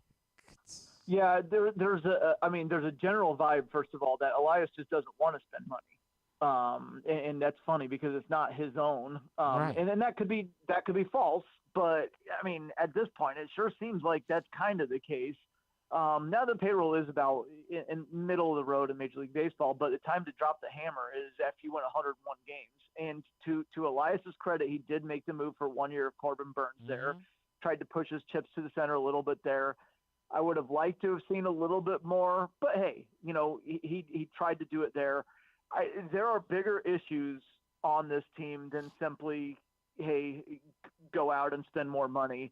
It's at this point, when you completely bottom out the way they did, and he took over after 2018 when they lost 115 games, but let's keep in mind, it was purposeful to tank to the extent that they lost 110 games in his third year there, because it's all going to be worth it in the end. Yep. Everything's going to turn around. It's all going to be worth it. And when you win 101 games, it looks like, yeah, he's right. It is going to be worth it. Why haven't they better developed more for the big league club? Like Gunnar Henderson, obviously MVP candidate last year. He's going to continue to look like that. I'm not worried about him not hitting his grade this year. He's perfectly fine. But Adley Rutschman, man, he was terrible in the second half last year, and he's off to a slow start this year. Like, that's kind of an extended stretch that makes your ears perk up a little bit. And he's not 24 like Gunnar, he's 27. And if you get beyond those guys, who are the huge wins so far? Like, maybe Jackson Holiday will be. It looks like he's starting to put things together. He's only 21 years old. It's way too early for that.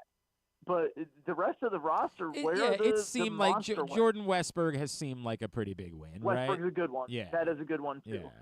Yeah. Kauser, really good last year. Had a hell of a month and a half, right? Hard to tell how that's going to hard to tell how that's going to stick long term. It just feels like when you've seen extreme rebuilds, the Astros are really the only comparable. But some of the other rebuilds you've seen, like the Cubs rebuilt, then they won the World Series. They went to the NLCS 3 years in a row, and they had a huge core of young position players that were studs, and it wasn't just one MVP candidate and one really good player and one pretty good player who had a good – like, it was a lot deeper than that. And you just start to wonder, you had this cast of position-playing prospects. Why didn't it more develop into star hitters, and why didn't you better develop on the pitching side? Because on the pitching side, they didn't really develop much. Past Grayson Rodriguez. I mean, I don't know how much credit you can give for Bradis, but sure, let's throw that in there too. But like, man, they did not develop much on the pitching side, and if you didn't do that and you have all those position players, maybe you should have found a way to. And I guess I could go back to the Astros and the Cubs examples. The Astros traded for Justin Verlander and Garrett Cole. Right. The Cubs made trades for Kyle Hendricks when he was in the upper levels of the minors. They made a trade for Jake Arrieta when the Orioles had been done with him.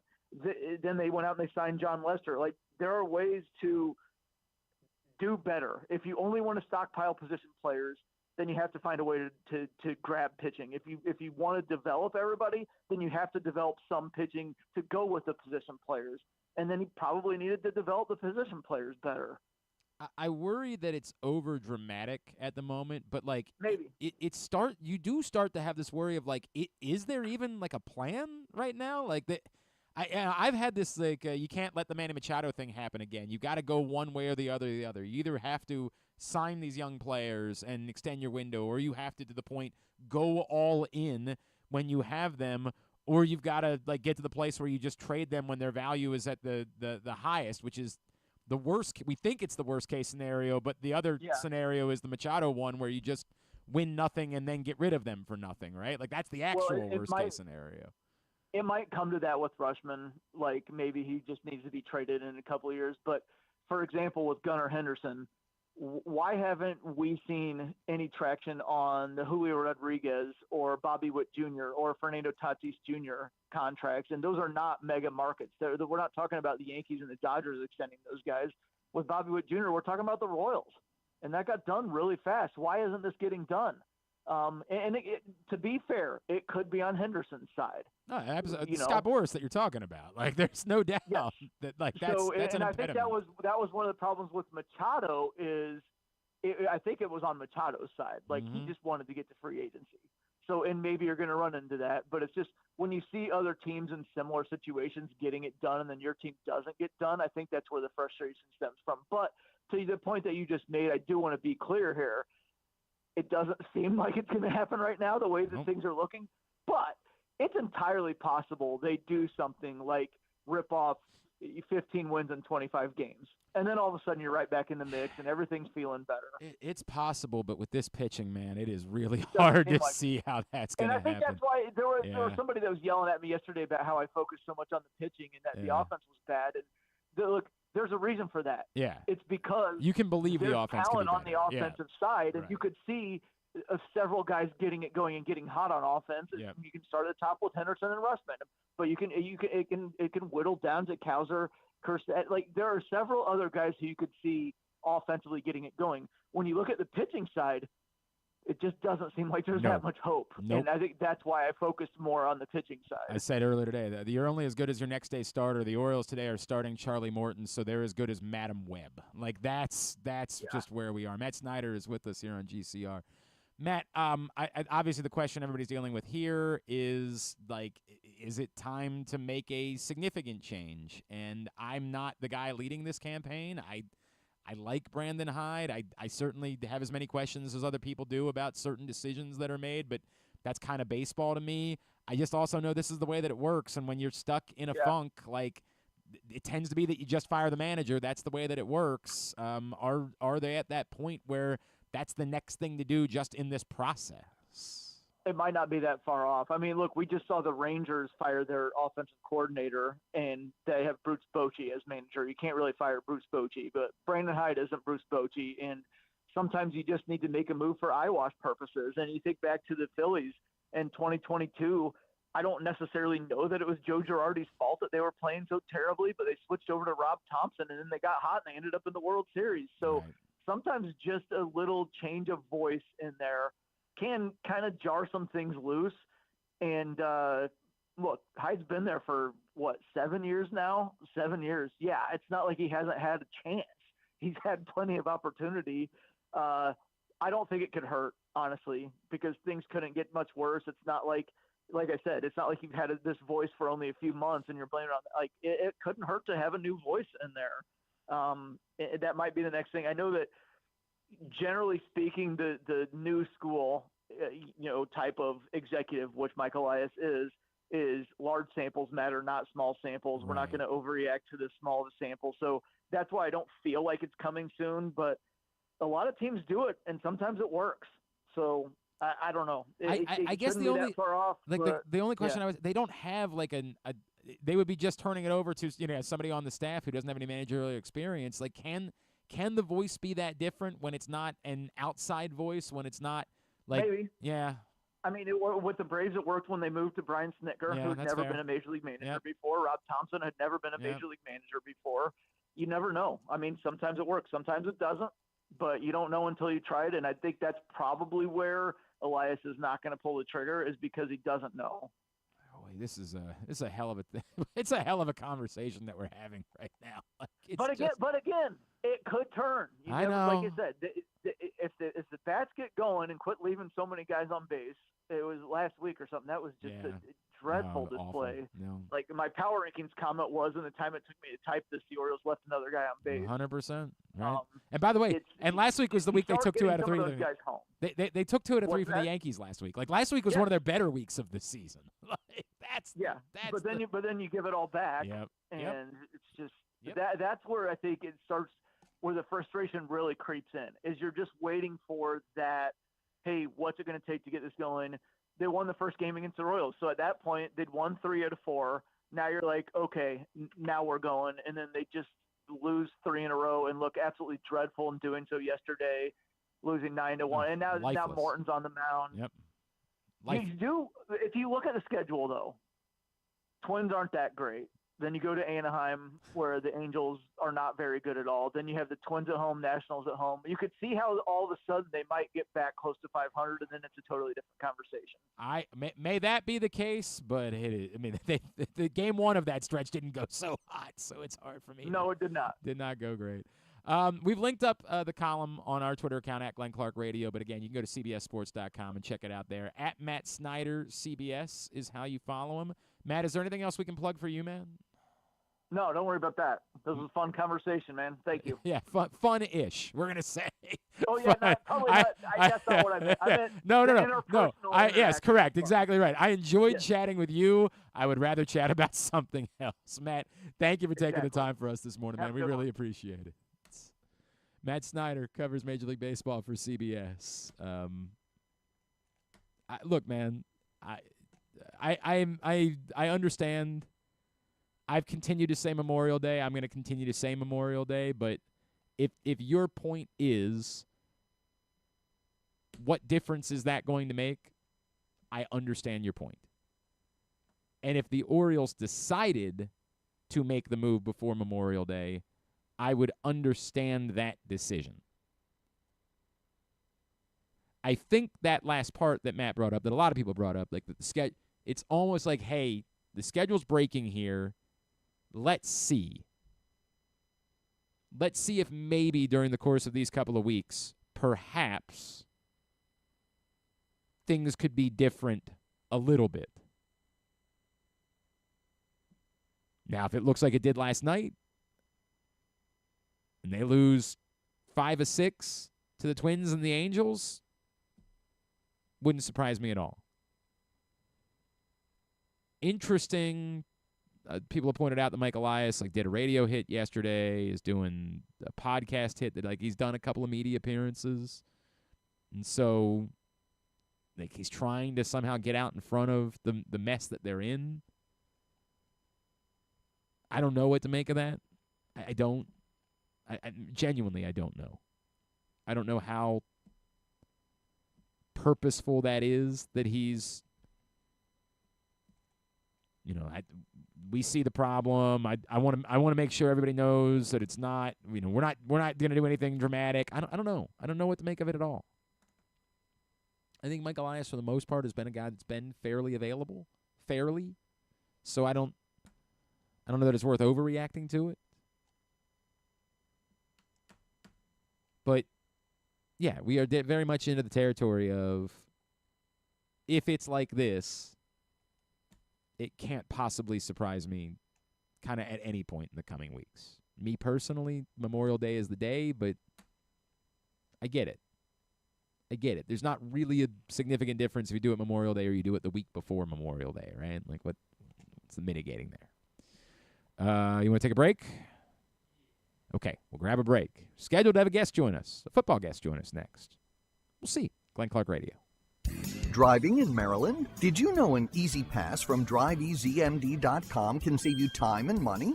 Of course you did, because you are a thrifty driver. An antenna reads your Easy Pass transponder and automatically deducts the toll from your Easy Pass account. There, you just saved money with Easy Pass, all without slowing or receiving a notice in the mail. Well done, thrifty driver, well done. Get your Easy Pass at driveeasymd.com. Baltimore's Classic 5 golf courses make golf fun and affordable. All 5 local courses, Pine Ridge, Mount Pleasant, Forest Park, Carroll Park, and Clifton Park, are challenging and fun for players of all skill levels. Book your tee time today at classic5golf.com. Discover luxury without limits at Live Casino and Hotel Maryland. This April, unlock a world of high-fashion delights and exclusive style. Earn entries daily starting April 1st and join our drawing on Friday, April 25th. 19 will win up to $2,000 in cash and free play. And one grand prize winner will take home a curated Versace homeware collection.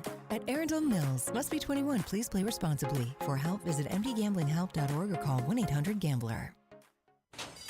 Something big is coming to Maryland. but it's more than what you think. Because this year, it's more than a race. It's the Preakness Festival 150. And if there's one event you don't want to miss, it's the Magic of Maryland Music Celebration with DJ D-Nice, Club Quarantine 5 Live, BSO alongside conductor Igmar Thomas, special performances by Deborah Cox, Jadakiss, Too Short, and more. Tickets are limited. Find them and see all other events free and ticketed at PreaknessFestival.com. Gambling can be a fun and entertaining experience, but there are risks involved. If you're planning on betting on the game at the casino or on your phone or computer, know your limit, stay within it. Set a budget and a time to stop. Remember, gambling isn't a financial solution and it doesn't mix well with alcohol or drugs. Know the risks and have a plan before you begin gambling. For free and confidential services, call 1-800-GAMBLER 24/7 or go to helpmygamblingproblem.org.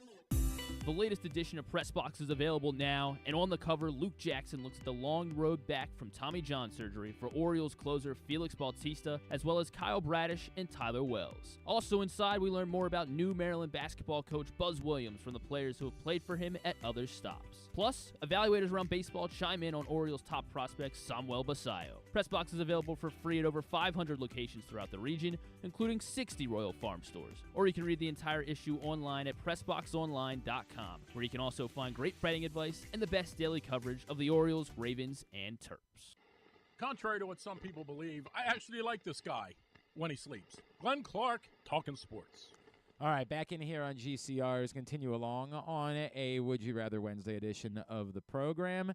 And really excited because we get the opportunity to meet one of the newest Baltimore Ravens and someone who just got his chance to put on the jersey and run around for the first time at rookie camp. He was a sixth-round pick of the Ravens out of Western Michigan. He is cornerback Bilhal Kone, and he is with us this morning here on GCR. Bilhal, it's Glenn in Baltimore. It's great to chat with you, man. Thank you for taking the time for us, and congratulations on being a Baltimore Raven. Yes, sir. Thank you. I appreciate you guys for having me on here. Man, your story is so cool to me, Bilhal, right? Like, of everybody. Sir. Your journey through a couple of stops, like it's not the typical path that I think most people take to getting to the NFL, right? Through Iowa Central Community College to Indiana State to Western Michigan. Did you ever doubt that it was going to work out? Did you ever have a moment where like, man, it might not matter how hard I'm willing to work. The opportunity might not be there for me? Or did you always know, like, I am so hell-bent on making this happen that whatever I got to do, I'm going to be there? Exactly that. That's the answer to it right there. I definitely have never really had a moment for me thinking I wasn't going to be in this position. I've always just had great motivation around me to keep going.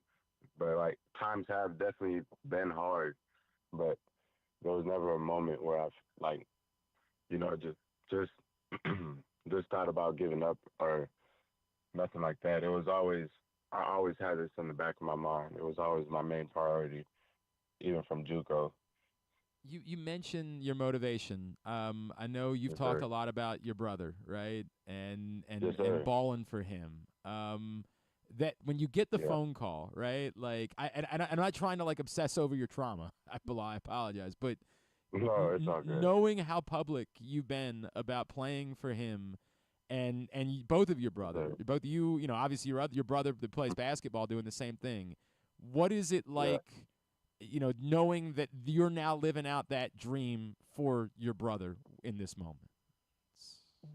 It feels great, you know, and not just knowing that I've made it for him, but like now I get to even show more exposure to him and do more for him.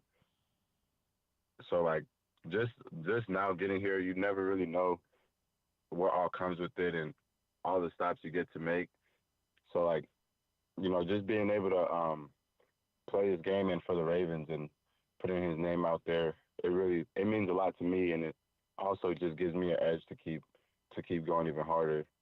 What is it? Why? What, you know, the decision to go with Ball for Hamza? Like, why did that start, and why is it so important to you? What would you want people to know about your brother, and why it is that the two of you continue to share his name so publicly the way that you do? Yeah, I mean, it's just because he was always just a kid who lived life to the fullest. That's like that. He's a great explanation of that. He was a kid who's been through the worst type of pain and suffering that you could imagine. I mean, he had to beat cancer. He beat cancer once when he was young, like when he was around 6.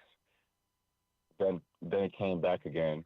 But like throughout all of those times, he never even made it feel like he was going through that. He was always trying his best to play sports. He was in tackle football for a little bit until they told him he couldn't. Wow. Like he was hurt about that.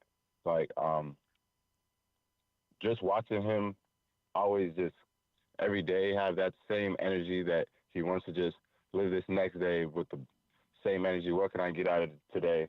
That was the type of kid he was, and he had the hardest conditions, and he still wanted to play tackle football, and because to him none of that mattered, and it was just about his perspective of I'm a kid and I want to live like that, and he'd never let his friends or anything make him feel different about the position he was in.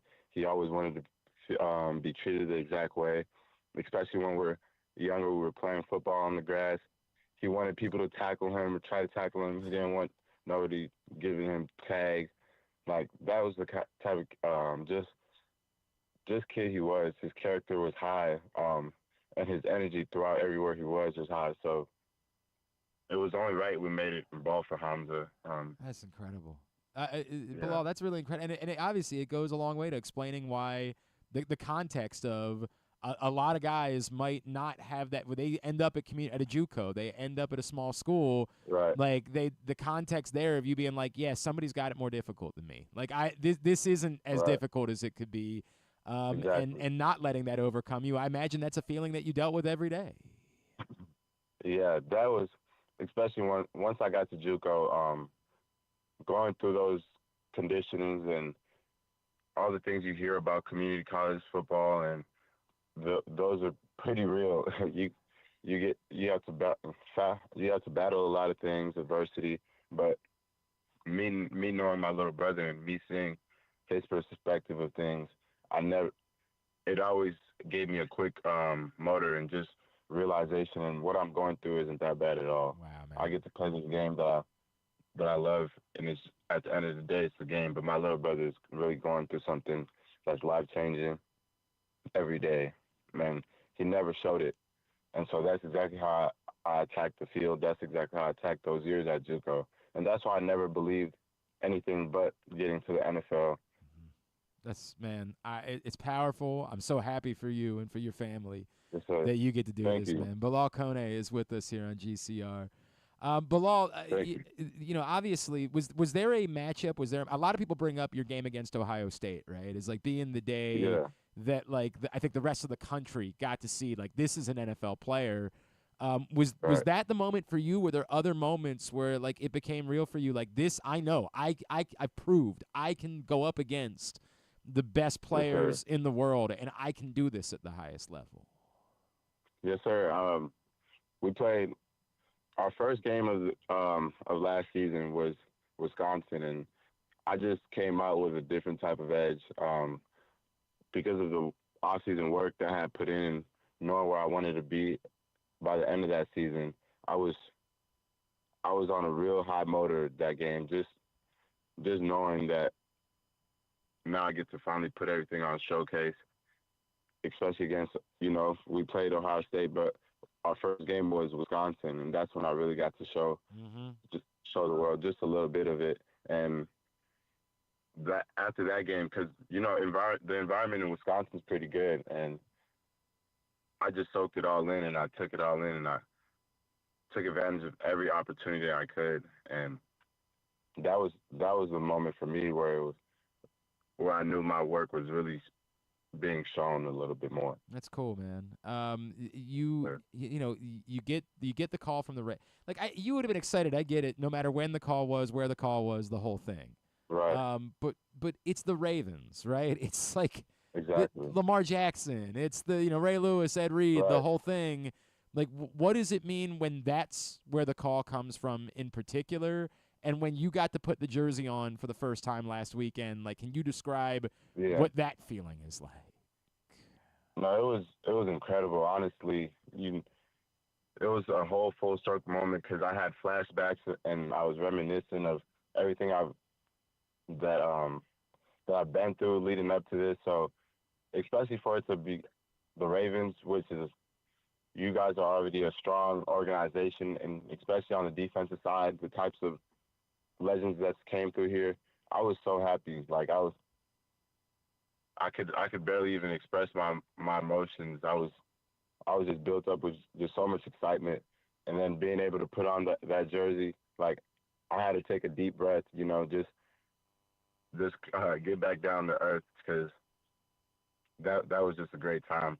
And now that I'm finally just able to lock in and be a part of the team and get to know everybody and show everybody my work ethic, I'm just excited. Man, I think it's incredible. I wonder, like, I think your mother's from the Ivory Coast, correct?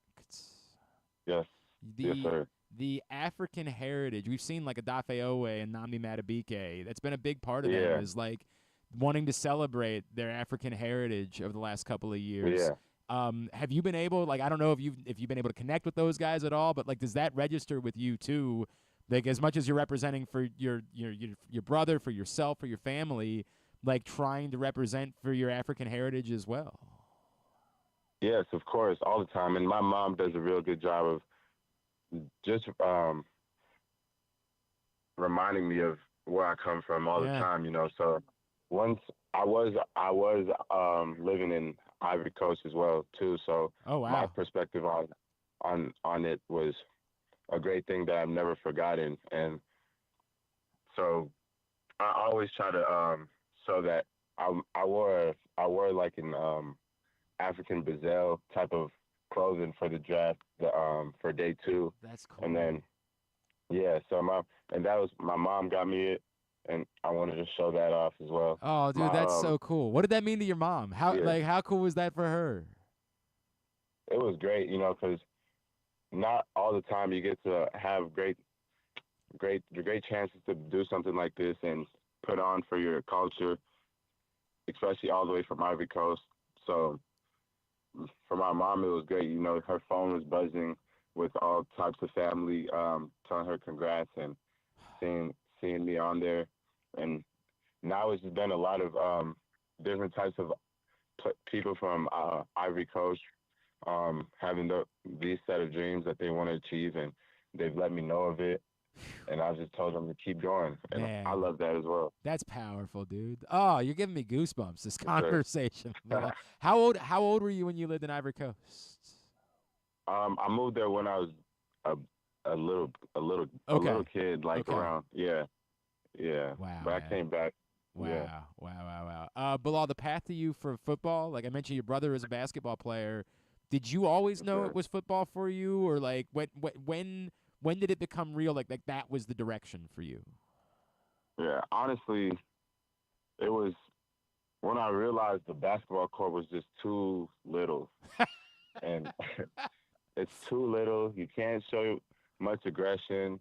When I'm on the field, that's the most expression and most emotions that runs through me. And on the basketball court, I never really felt like I could do that.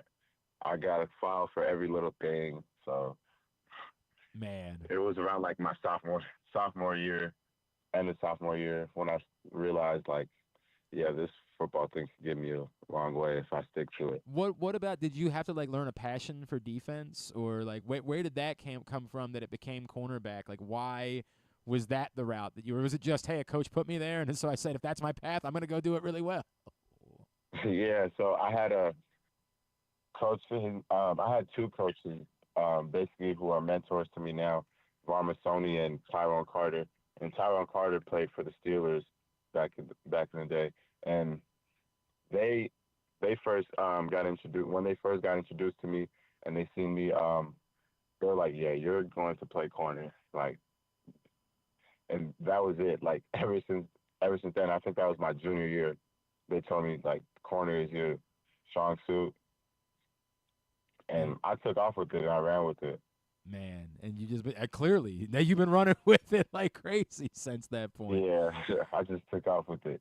We read that you were also like a kicker in high school. Now we know the Ravens obviously have a new kicker, and you got to meet him this weekend in Tyler. But like, if at some point like it was necessary, you know, like injuries happen during the course of games, everybody's got to have like an emergency kicker on the roster. Would you still be capable, if needed, of like going out and knocking a 45-yard field goal? Oh yeah, that's included in the job. I'll do that for free. I know how to.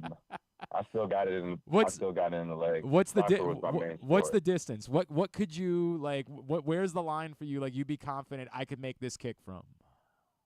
Okay, I'd say anywhere from the 50 and in. I'd be confident. I would say for an emergency kicker, for being the backup guy, dude, you'd be like in the upper echelon of the league at that point, right? Like, everybody else would be worried about whether their backup kicker could make an extra point. You know, like, oh yeah, nah. You'd still be a weapon in those spots. Do you still play soccer at all, like in the off season, or do you have to like, you know, I got to worry about a football career. I can't be doing anything. Yeah. Now it's dialed down. I was more heavy on soccer in high school and stuff, but soccer was my main sport when I was a kid. So I think that's also where the trait for corner comes in, and having the type of footwork came from soccer. I get that. Are you still are you a fan of soccer? Do you have a club that you follow, anything like that? Oh yeah. I'm a big fan of Lamine Yamal. If you know who that. He's a young soccer star for Barcelona right now. So did you watch the match yesterday? Yeah, that was crazy. Dude, that was one of the wildest matches I've ever seen in my life, man. That was a crazy game. It was incredible, bro. I legitimately, and I got no dog in the fight, right? Like, I'm not, you know, a fan of either team. I just so badly wanted them to score another goal at the end because I'm like, yo, we need more of this. Like this has to go to PK. Literally. And there was a PK opportunity. Like, they should have called a penalty for Jamal, but no doubt. It was like that. Oh man, yeah, he's really good. Heartbreaking for those guys. I understand, but man, for everybody watching, God, that was joy. Like, just pure joy watching that match yesterday. Yeah. Bilhal, what else? Is there anything else that we should know about you, right? Like, before we see you take the field in the fall, like anything else besides, you know, your family, your path, your just something that you're into, something that you enjoy doing away from football? Away from football, I'm honestly I'm really just put up. If I'm not working out, I'm really just inside. I like to play the game. So if anybody wants to join my streams, we can play. What do you play? I play Warzone. Okay. I'm big on Warzone. I play Madden. I don't think anybody can beat me in FIFA. So if anyone wants to try that, I guess you already got the opportunity because you were in the college game last year. But have you like thought about what it's going to be like the first time you get to play as yourself in Madden? Like, have you had that moment? Oh yeah, I can't wait for that. I can't wait for that. I know they're not gonna put me at the skill set that I wanted to be at, so I'm just gonna upgrade it myself. You know, go ahead and bump that up. What I'm gonna bump that up. What's the? Oh man, I can't wait. Actually, we're gonna have to talk after those rankings come out so that we can figure out what it is they got wrong the most. Yeah, we will. We definitely will. Bilhal, dude, so happy for you, man. I know you are you're active on social. Bilhal Kone _ on Instagram, correct? Yes, sir. And just Bilhal Kone, or Bilhal K on Twitter, right? Yep. Very good. Give him a follow there. Dude, it's an amazing story, right? We're so happy for you and for what's coming, because we know the story is just now beginning here in Baltimore, and we can't wait to see what's next. Thank you for taking the time for us this morning, man, and we will be in touch for sure. Really appreciate you doing this. Thank you. No, I appreciate you guys for having me on here. It means a lot. Go Ravens. Bilhal Kone. Go Ravens. All right. See you guys. Thanks, man. That was great, right? Like, not every conversation is the same when you're meeting these guys. You want to take a break first? Okay. Yes, yeah. Dude, that's special. Like, everything that young man has been through to get to this point and the way that it has pushed him, losing his brother, his mom emigrating from the Ivory Coast, then him moving back there and then coming back. Dude, how do you not root like hell? I mean, you're going to root for that guy either way because he's a Raven now, but Jesus, man. His younger brother's birthday ended up being like, it was Saturday. Like, the day that he got drafted. I didn't even know that part. Yeah. I just realized it, too, looking at his Twitter. Oh, my God, man. Oh, that is some powerful stuff, dude. That is some powerful stuff. All right. Thank you to Bilhal Kone. That was incredible. Like, absolutely incredible. If you missed Stan, Ross, and Luke talking baseball earlier this week, go to Facebook.com/PressBoxSports. Click on the videos tab, YouTube.com/PressBoxOnline or PressBoxOnline.com/video. As always, Stan Show's brought to you by the Costas Inn, and we cannot wait for the new Costas Inn coming to Timonium. We're within days of the new Costas Inn. We're very excited about that. We come back in. There's going to be a championship, a lacrosse championship, a national title handed out here in this area. We'll learn more about that next. Glenn Clark Radio. Discover luxury without limits at Live Casino and Hotel Maryland. This April, unlock a world of high-fashion delights and exclusive style. Earn entries daily starting April 1st and join our drawing on Friday, April 25th. 19 will win up to $2,000 in cash and free play. And one grand prize winner will take home a curated Versace homeware collection. At Arundel Mills, must be 21. Please play responsibly. For help, visit mdgamblinghelp.org or call 1-800-GAMBLER. Driving in Maryland? Did you know an Easy Pass from DriveEasyMD.com can save you time and money? Of course you did, because you are a thrifty driver. An antenna reads your Easy Pass transponder and automatically deducts the toll from your Easy Pass account. Learn more at DriveEasyMD.com. What makes the Costas Inn so special? This is Stan the Fan telling you that it's the people that work for you, cooking and serving. But that menu is also special with a capital S. Soups, salads, the raw bar, pasta dishes, seafood specialties, and entrees like the Costas Combo, steaks, chops, ribs, amazingly delicious meatloaf, and all manner of delicious filling sandwiches including pit beef and turkey and subs. Of course, the steamed crabs are as good as you can get anywhere, and they serve them 12 months a year. The crab cakes are out of this world. Costas is open 7 days a week for lunch and dinner at 4100 North Point Boulevard, and coming soon, very soon, Costas in Timonium at the OTB Parlor at Timonium Racecourse. We'll get you the opening date real soon. Gambling can be a fun and entertaining experience, but there are risks involved. If you're planning on betting on the game at the casino or on your phone or computer, know your limit, stay within it. Set a budget and a time to stop. Remember, gambling isn't a financial solution, and it doesn't mix well with alcohol or drugs. Know the risks and have a plan before you begin gambling. For free and confidential services, call 1-800-GAMBLER 24/7 or go to helpmygamblingproblem.org. Want to improve your golf game or learn to play for the first time? The Baltimore Golf Academy has fun, instructional programs for the beginner golfer to everyday players. The Baltimore Golf Academy can take your game to the next level. Enroll today at BaltimoreGolfAcademy.com. Whether your focus is luxury and comfort, convenience and technologically advanced connectivity, or sporty performance and aggressive styling, we've got the perfect Highlander for you. Check out buyatoyota.com for deals on new Highlanders from your local Toyota dealer today. Coming back in here with Glenn and the other guy, Garrett, whatever his name is. You know who they are. Oh, back in here on GCRs. Continue along on a Would You Rather Wednesday edition of the program. We'll run over. If you have not gotten your responses in for Would You Rather Wednesday, go get to at Glenn Clark Radio on Twitter, Facebook.com/Glenn Clark Radio. Get them in. Somebody's winning a $30 gift card to Glory Days Grill just for responding. We'll go over them here in a second before we wrap up today's show. But we're just trying to give away $30 to Glory Days Grill. So go get your responses in right now at either of those locations. We've kind of made it a habit the last few years of catching up with our next guest because his team has been winning national championships and hosting national championships. And we know they're doing one of those things this weekend. We're hoping they're going to be doing both of them once again, as the NJCAA Men's Lacrosse Championship returns to Bel Air for the third straight year, Saturday and Sunday at Harford Community College. The head coach of the Fightin' Owls is Aaron Varardi, and he's back with us now here on GCR. Coach, it's Glenn. It's always good to catch up with you, man. Thank you for taking the time for us. Absolutely. Yeah, thank you for having me on, Glenn. It's great to be here. Dude. Does it get to the point where like after you win a couple of times, it's funny because in like other sports now or college athletics, we see so much turnover in the area of NIL and the transfer portal. You, of course, at the junior college level, that's just the way that it works, right? Like you only have these guys for 2 years.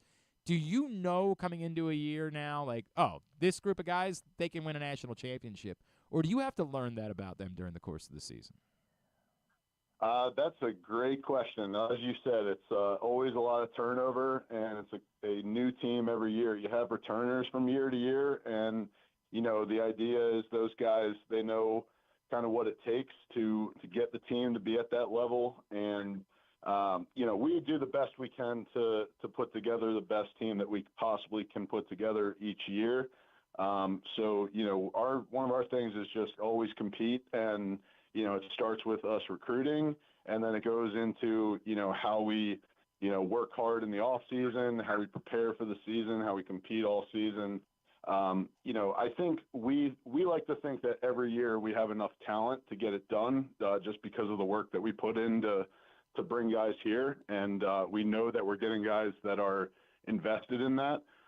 So I think it's really just about the process of, getting everybody to really fully commit to it, and see this as, a great opportunity, which it is. Okay, you said all the diplomatic things. Now let's talk about how you've just steamrolled through everyone all season long. Let's just talk about that, Coach, right? Like, you're just rolling through every team that you have played. How is this particular team been so good? Like, what has made this team so uniquely good that, like, and I'm sure you're mad at me because you think I'm jinxing it or whatever, but, like, my God, you're just blowing everybody out. Well, yeah, no, I mean, it's I don't see it as a jinx or anything. I mean, we've done, we have a really talented team, and I mean, probably the deepest team I'd say we've had, and that means we can run more guys, and I think we tire people out, to be honest with you. We have a lot of guys that are in good shape, and they're good players, and it's a really talented group that, they don't really slow down. If you look at a lot of our games, I think the fourth quarter is usually our best quarter. We'd like to get to a point where every quarter is as good as the fourth quarter, and that's what kind of keeps us going and, motivates us. But, we always finish strong, and that's kind of been the way it's been all year. And, I think it has a lot to do with just the amount of guys that we feel comfortable in putting on the field to go out there and produce for us. Semifinals are Saturday, Harford and Onondaga at 1 o'clock, then Nassau and Essex at 4 o'clock. The championship is on Sunday. You can go to harfordevents.com in order to get your tickets for the NJCAA Lacrosse Championships this weekend. I guess maybe the interesting thing about the matchup in the semifinals, Coach, like a year ago, kind of flipped the script, right? Like you guys took one on the chin against Essex during the regular season and were able to avenge that. Like, do you have to have that conversation with your guys like, hey, whatever happened when we played these guys earlier, that does not matter going into this weekend? That you hit the nail right on the head. That's exactly it. For us, this is almost like its own season this weekend. And, everything we've done up to this point has been to prepare us and make us the best that we can possibly be. Onondaga is going to come out there thinking they can beat us, and, they're going to compete as hard as they can possibly compete. And the funny thing with lacrosse is, it really is a game of momentum, and, that's kind of the type of thing that you can create or you can give it away. And, for us, it's really about just kind of keeping our foot on the pedal the whole time and thinking about us, but at the same time realizing that, there is really no tomorrow. You got to play that first game before you have any chance of getting to the second game. So we got to be all in on this one, and our guys are excited. What does it mean? You've kind of grown this program, right, Coach? Like to see this all play out, like the vision, winning national championships, and really the hosting part of it, right? Like that you guys have kind of become like the home for the national championships the last few years. Like, what has it meant to you to see all of this come to fruition? Oh, it's amazing. I mean, I think back to like my first day here and, where we are now, and just grown so much. And, I honestly just love how much support we get and, what they're willing to do here to make this event happen. You do have to bid on this. It's not just something that the NJCAA hands out. And so the support that we've gotten to be able to host it and then be able to win it on our home field, it just kind of feels like, all those years that, we had a lot of guys come through the program and build it up, you just feel, like they have something to be proud of and something that, they all are definitely cheering us on. And a lot of them are going to be there this weekend. That's so, cool, man. Yeah, for me, that's the coolest part. And obviously, like it's sort of I know how many of those guys have gone on to play, a high level after their time at Harford, and so that's sort of like the representation that you can use those guys for the next group of kids and say, hey, if it's not working out the way you want it, come here. We're going to get you on that path. Absolutely, yeah. There's, so many stories now. It's just like a lot of guys have come here, and in some cases they come here and they're kind of down about it. Yeah. They're not always, psyched that they're going the junior college route, but it's all about how they respond and how they carry their attitude, about everything that they do here. And if they're looking at it with the mindset that, hey, I'm going to make the most out of this, and this is a place where I know I can become the best that I can become. And then be able to see guys that have moved on to all different levels. It just gives them a lot of confidence in it, and knowing that even when it's not necessarily looking the greatest, there is that sort of, carrot that they're chasing, if you will, that they know that they're going to go after something and they're not going to stop until they get it. That's cool, man. I know it's a bummer that they didn't get into the tournament, but a pretty decent year for UMBC, right? Like, you got to be pretty encouraged about that. Absolutely. No, I actually watched a few games, caught the Albany regular season game, which was wild. Pretty great. Yeah, it was wild. Definitely, yeah, it was exciting. So I'm definitely loving that. That game turned in a hurry. Oh, yeah. All of a sudden, that was a crazy one. HarfordEvents.com, again, is the website. Saturday starting at 1 o'clock, and that's when the Owls are playing in that first game, and then the national championship game Sunday at 1 o'clock as well at Harford Stadium in Bel Air. Coach, always great to catch up, man. I still owe you. I'm going to come up. We're going to play some tennis under the lights up there sometime soon. Appreciate you taking the time for us, as always, and go get them this weekend, all right? Absolutely. Appreciate it, Glenn. Thanks so much. Coach Aaron Varardi from HCC, Harford Community College. Appreciate them. It's ironic what he's talking about, what he pitches to kids. The Bilhal Kone story is probably the pitch, right? Like, this is a kid that had to go the JUCO route, and look at what that turned out to be for him. I can't get over Bilhal Kone, man. I got a new favorite player. Like, dude, everything about that. Like, you see the Ravens draft a cornerback in the 6th round out of Western Michigan, and you're sort of like, okay. And then you find out about that dude, and you say, Jesus, man. Just the coolest thing ever. All right, quickly, Would You Rather Wednesday. Get your responses in. We'll go over them right now. Number 1, would you rather? Tyler Loop.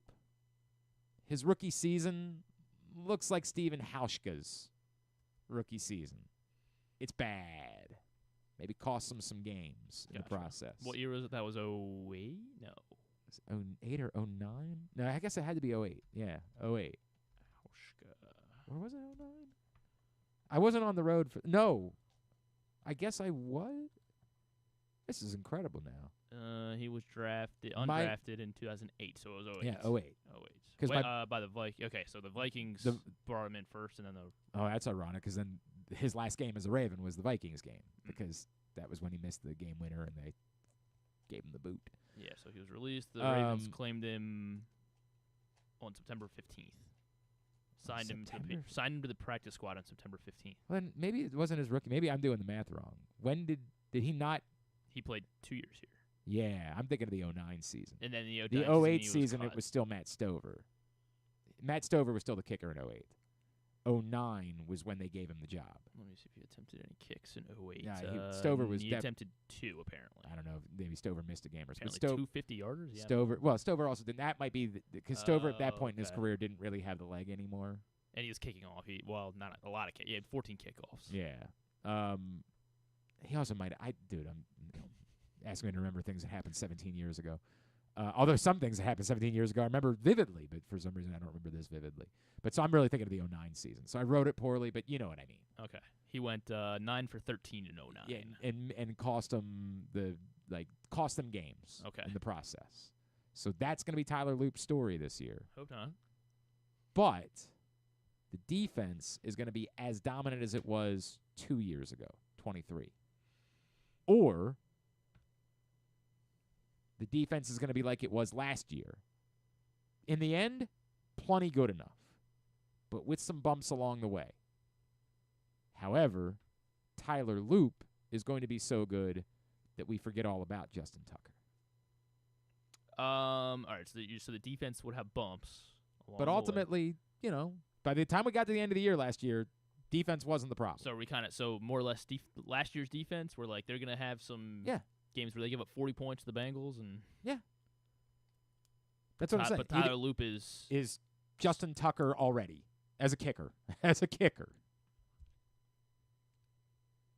Or the defense is the 2023 defense, which was unbelievable. I'd rather not have. I don't know. Yeah, that's why it's a good would you rather Wednesday. They used a pick on this kid. They did use a pick on the kid. You want it to work out, right? Like, I mean, like, is it the end of the world if it doesn't work out? He's a 6th-round pick, but like, also, I guess I'll say, he becomes, Justin Tucker. He becomes prime Justin Tucker this year. I'll take that.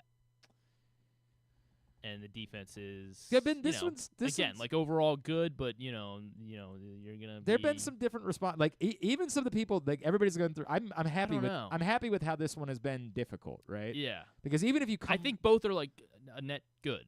Honestly, that's why I think you had the dominant defense 2 years ago. Right? We have Lamar Jackson, right? You do have Lamar Jackson. Okay, in so either then scenario. I'm not That's sure I really care. You're not really all that concerned about which way it goes. I think the one that has the greater if you discover next year that you have a long-term answer at kicker, that's huge, right? Yeah. Like that's been the Ravens' benefit during the real benefit during the Justin Tucker era is unlike every other team that goes through this regularly. Like what the Ravens went through a year ago where we were like, do you get rid of the kick? Most teams go through that every 3 years. You haven't had to go through that in over a decade. And if that's what comes out of next year, and the defense is good enough to win a Super Bowl, that sounds to me like the most win-win of all of those scenarios. Because in the other scenario, you could say, hey, you can always get rid of Tyler Loop and bring in another guy. Well, yeah, the next guy might also be Tyler Loop. Like, the idea of, well, hey, you're just casting aside a kicker. I would love to have that dominant defense. That would be great. But a good enough, I don't think that's the way that you have to go about winning a Super Bowl. I get it. The Eagles were so good on both sides of the ball last year that we're all like, hey, be the Eagles, right? But the track record doesn't suggest that you have to have a great defense in order to win. You have to have a defense that's good enough. And the Ravens were good enough last year. So give me the kicker. Yeah. Give me the kicker ultimately. Take the kicker. Number 2. Would you rather? Baseball Genie offers you the opportunity to reverse one move. Baseball Genie But it's one of these 2 moves. Would you rather the Orioles outbid the Arizona Diamondbacks, and they have Corbin Burns, or they never make the Trevor Rogers trade, and Kyle Stowers is doing this for the Orioles instead? Yeah, but Kyle Stowers wouldn't be hitting against lefties here, so would he be doing this here? I'll take Corbin Burns. Okay. That's I'll take Corbin. I mean, Corbin Burns, just had to get a cortisone shot because he's going through a shoulder thing. Is he on the IL right now? I don't know if he's on the IL or not. He's not an IL guy. He's not normally an IL guy. His shoulder has to be falling off for him to go on the I understand on the that, IL. but he's dealing with some shoulder inflammation. Also feels pitching Corbin here. Burns to miss time with shoulder issue. I mean, that could be 4 days. He's back for his next start. It's not that way that works. So you're saying the Orioles were right to not re-sign him? That's not what I'm saying. They have not officially put him on the IL. I mean, I guess he's going to have to, right? I'm not saying they were right. I'm just saying this all is a factor. RotoWire, I don't know where that RotoWire who they're citing, but they said that he is on track. He'll have his shoulder monitored closely this week, but he is on track to make his scheduled start Saturday against the Dodgers. Okay. Yeah, I want Corbin Burns. Norby and Stowers still. I mean, like the only reason Stowers. Storby, Yeah, Storby, yeah. And Storby and now Storby Norman. Yeah. Only reason they would be getting opportunities here would be because of these racked up. Westbrook's on the IL, and the outfield sucks, and Kowser's on the IL. But that would give Kyle Stowers the opportunity, presumably. It would, but I still think they just hated him, so I don't think they were ever going to give him a chance. Right, but I'll take Corbin Burns. Corbin Burns would pitch for here. what it's we worth. know Corbin Burns would pitch in the Would You every Rather fifth day. Wednesday scenario, I did say Kyle Stowers would be doing this here. Okay. I did say those words. I just still don't believe it. But Even if you don't understand. Baseball Genius You says don't it, get I to still don't believe it. You don't get to overrule the I'll scenario. take Corbin Burns. I will take Corbin Burns. Number 3. And he can. I mean, and even if he is what he's doing right now, is that any different than what they're doing now? You have a 25-year unpaid parking ticket, which means for Griffin, somehow he got a parking ticket when he was born. I guess the year before. Actually, it was his parents' parking ticket, and they just passed it. They were like, "Oh, by the way, it's in your name." I guess I don't know. I'm not really sure. 25 years for a parking 25-year unpaid parking ticket. The judge has offered you a unique way of paying your punishment. Instead of going to jail, you could do one of these two things. Either A, until Labor Day, every day, you could dress like you're going to the Met Gala. I mean, I almost close. Thought I almost Close. did that anyway. I'm pretty sure that's what DeAndre Hopkins wore. It was the Pharmacy Brewing shirt to the Met out of Reisterstown. Gala. Nice. I'm pretty sure that's what he wore to the Met Gala this week. So you could dress like you're going to the Met Gala every day until Labor Day, or you can play one round of the most popular sport taking over the planet right now. Have you seen this game? The most popular sport. It's the new hottest sport. You move over pickleball. Move over. I don't even know what the other games are that we've tried to suggest are going to be the flag football. I think we've tried to push. Okay, sure. Is going to be the future. There's a new one. It's called Run It Straight. You familiar with Run It Straight? I guess not. Yeah. Well, Run It Straight. Run it straight. Knowing how you felt about Power Slap, I'm pretty sure you're gonna try to get us. I was never a fan of Power Slap. You were a little defensive of it when I would trash it. I mean, like I was trying to say, people are giving this attention. I wasn't saying we should or shouldn't. Look at the crowds for Run It Straight. Wait. So this is just Oklahoma's? Basically Oklahoma drills, more or less. Do I have to go up? Oklahoma Oh drills. my God. Do I have to go up against these guys? Listen to me. 6 months until Labor Day, of you wearing every day. You got to dress for the Met Gala. That's the entire summer. Very hot. There's some friends throw a pool party. You got to dress for the Met Gala. Athletic-looking Met Gala outfits, I think. You got to wear a different one every day. So you're gonna have to get to the like. Provided. Yeah, where Rihanna looked comfortable in hers. Well, are you gonna wear the dress? Is that what you're gonna do? I mean, I would imagine at some point I'm gonna have to. There's 100 days between now and. Or one round of Run It Straight against Prime Haloti Ngata. Just one round? One round. So round. is that one run at each other? Yeah. Okay. So hospital all summer? Oh, you're going to be there's no way against Prime Haloti Ngata you're coming out of that without some internal damage. Oh my God. I mean, yeah, but I do feel like I'm still, Stop it. Like not that I could beat Haloti Ngata, but that not I even could survive a fall. I mean, survive like as in you're not going to perish. I believe it is possible that you will not perish in that round of Run It Straight against Haloti Ngata. But that's the extent of what I believe. Yeah, I mean, I feel like I could get out of there without breaking. I'd be No. bruised. No. Now you're going a step too far. Now you have a dangerous amount of hubris. Like, if you want to say there's a puncher's chance that you don't come out with lifelong injuries, okay, there's a puncher's chance. Looking at Janelle Monáe now, I'd like that'd be.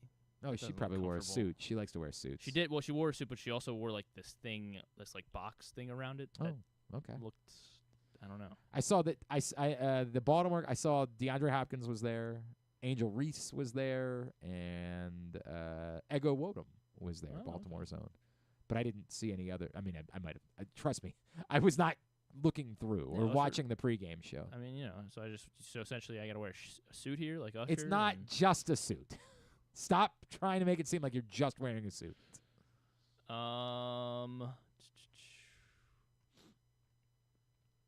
Just looking at some of these outfits now. They're all okay. I mean, yeah, I'm gonna have to go with the Met Gala. See, this is where I don't care what it's gonna. I just want to get it over with. I can't do that for. I'm gonna. Yeah, but you're gonna die against again, I might. I might die. You. Yeah, I see understand. me survive. You're in a peak athlete. Me survive. I get it. Yeah. I might die. More likely, it's just gonna be some serious injuries, and I'd rather that. You're gonna have a broken leg. You can't walk all summer. I'll live. Life will go on. Oh, look at that. That's very thoughtful. Thanks, John Colson. Very thoughtful of you. I'll live. And I don't even have to go to the dentist today. This works out fine. Not have to borrow anybody's toothpaste. Every other day. Yeah, right. I'll live. And if it means I'm sitting up, I was going to say watching the Orioles, but I don't want to do that. Never mind. I take it back. Yeah, see? You're going to be stuck inside. I have wanted to get caught up on Don't Trust the Bee in Apartment 23. I have wanted to do that. You can watch Andor now. Yeah, probably won't. Well, you're missing out. Probably won't. I can watch illegal streams of Thundergers. I can do that. What that is. It's the combination of the two movie titles, Thundergers. The new Avengers. Yes, correct. But it's Thundergers doesn't sound. I like Thundergers. I don't know. It doesn't sound right. I think we're going with that. Doesn't sound right. I think that's Something what makes me nervous when I say it. I think it's what it's. It's the hard G. That's the problem that you have an issue with. All right. Get your responses in at Glenn Clark Radio on Twitter, Facebook.com/Glenn Clark Radio. And you will be registered to win a $30 gift card to Glory Days. Injuries look good. I mean, I could wear these, Sure you could. Sure you could. Hey, if you haven't picked up the print issue of Press Box yet, make sure you go do that right now. On the cover, Luke Jackson's got a story about Felix Bautista, Tyler Wells, and Kyle Bradish, and their hard road back from Tommy John surgery. Go get it for free at your neighborhood Royal Farms, any of the hundreds of locations around town where you find Press Box. Read it all, PressBoxOnline.com. Let's get a tidbit. Tidbit's also brought to you by Sports and Social inside Live Casino and Hotel, the place to watch all of the fights. There's a UFC pay-per-view this weekend. We'll talk about it, I guess, tomorrow on the show. Yeah. You could pay a bunch of money to order it yourself, or you could save that money and instead use it on delicious food, drinks, and winning some bets as you watch the fights for free inside Sports and Social this Saturday night at Live Casino and Hotel. Bilal Muhammad versus Jack Della Maddalena. Yes. God bless you. At 170. Yeah. Jack Della Maddalena from Australia. Okay. And they're fighting in Montreal, of course. Yeah. Makes all the sense in the world. Absolutely. We'll talk about it tomorrow. Absolutely. What are we doing? Tidbit stuff. That guy that made the basketball shot yesterday. Tyrese Halliburton. Yes, Tyrese. You mean Pat Spencer? Yeah, or Pat Spencer. Yeah, he had skyhook. He did a skyhook. What, he made 2 baskets? Who was calling the game? He said straight out of the YMCA. Oh man, it was awesome. Who was calling that one? I forget. Was that Brian Anderson? I think that was Brian. Might have been Brian Anderson. Yeah. But Tyrese Halliburton had a big shot. With less than players in the last 20 seasons. He's just the second player in the last 20 seasons to hit 2-game winners with less than 2 seconds left in a single playoff run.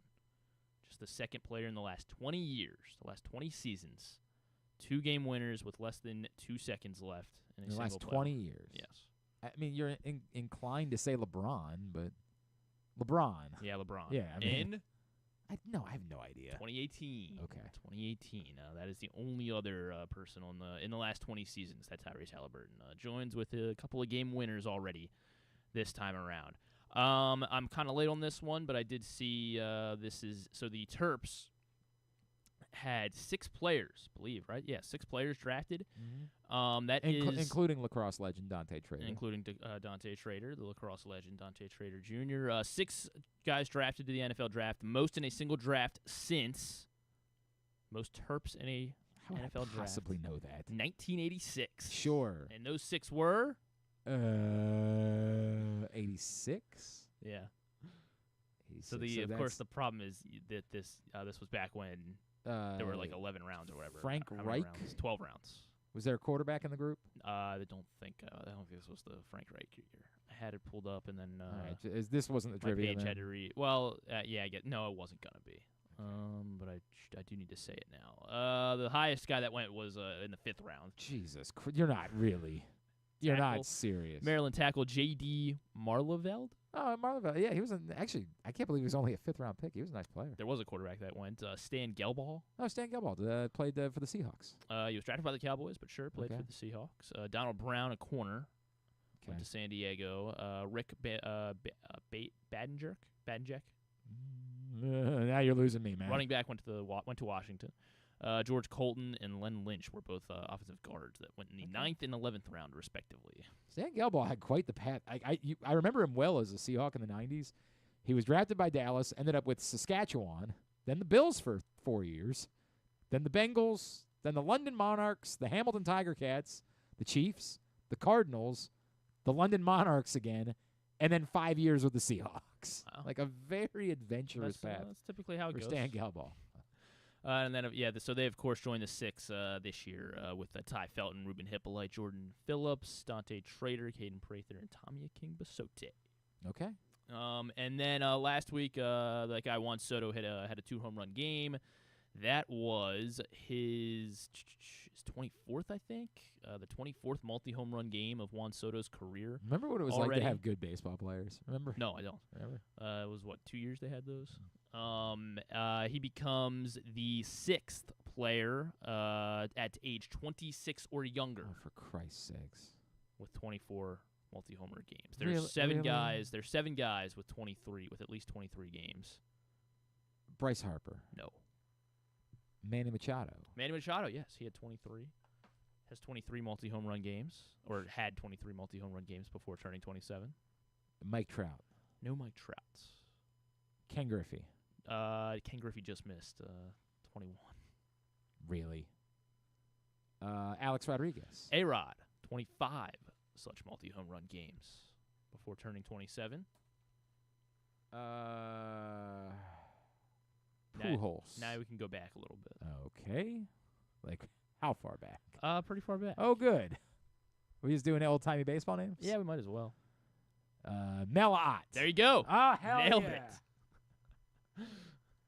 How about Jimmy Fox? Jimmy Fox, No! number 1 with a bullet 26 multi-home run there's games a lot of pressure before on this turning one. 27.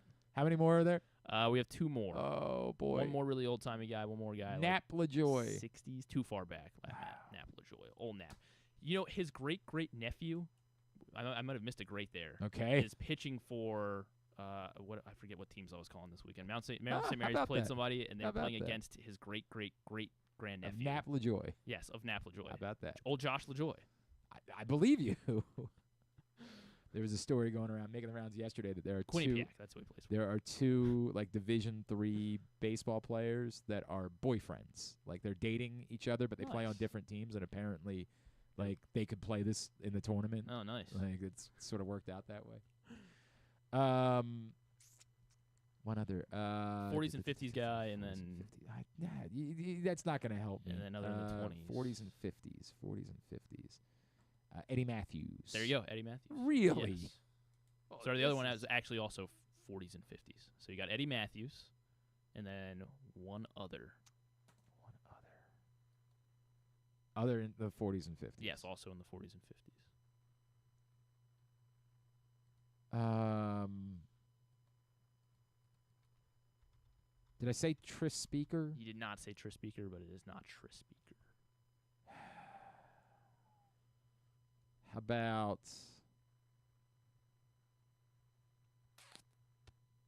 I don't know the time frame? Like it's not Ted Williams, right? Like he didn't hit that.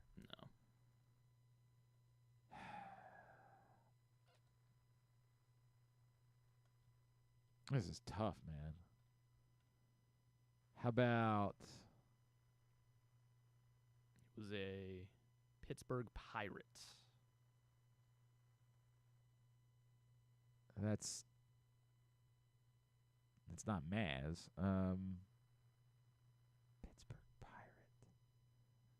Pittsburgh Pirate that hit a bunch of home runs in the 40s and 50s. At post-World War II, yes. Is that Ralph Kiner? It was, in fact, Okay. Ralph Kiner. Okay. And, yeah, he's a guy, like, I guess without World War II, maybe he would have had Yeah, more. right. Yeah. Yep. But, yeah, Ralph Kiner up there. So, Jimmy Fox, number 1. And then you got A-Rod, Eddie Matthews, Melott, Juan Soto tied with Kiner. How about They're that? both right ahead of Manny Machado. about Multi-home run games before 27. All right, very good. Let's get tubular. Have you ever thought of taking a cruise to these wonderful destinations with sunny skies and beautiful beaches? Well, wait no longer. We're ready for you to cruise from the Cruise Maryland Terminal. Have a little phrase that you can go from baggage to Margarita in about 15 minutes. Choose fun with an array of destinations, onboard activities, entertainment, and world-class cuisine. Contact your travel agent and book your cruise today. Let your adventure begin.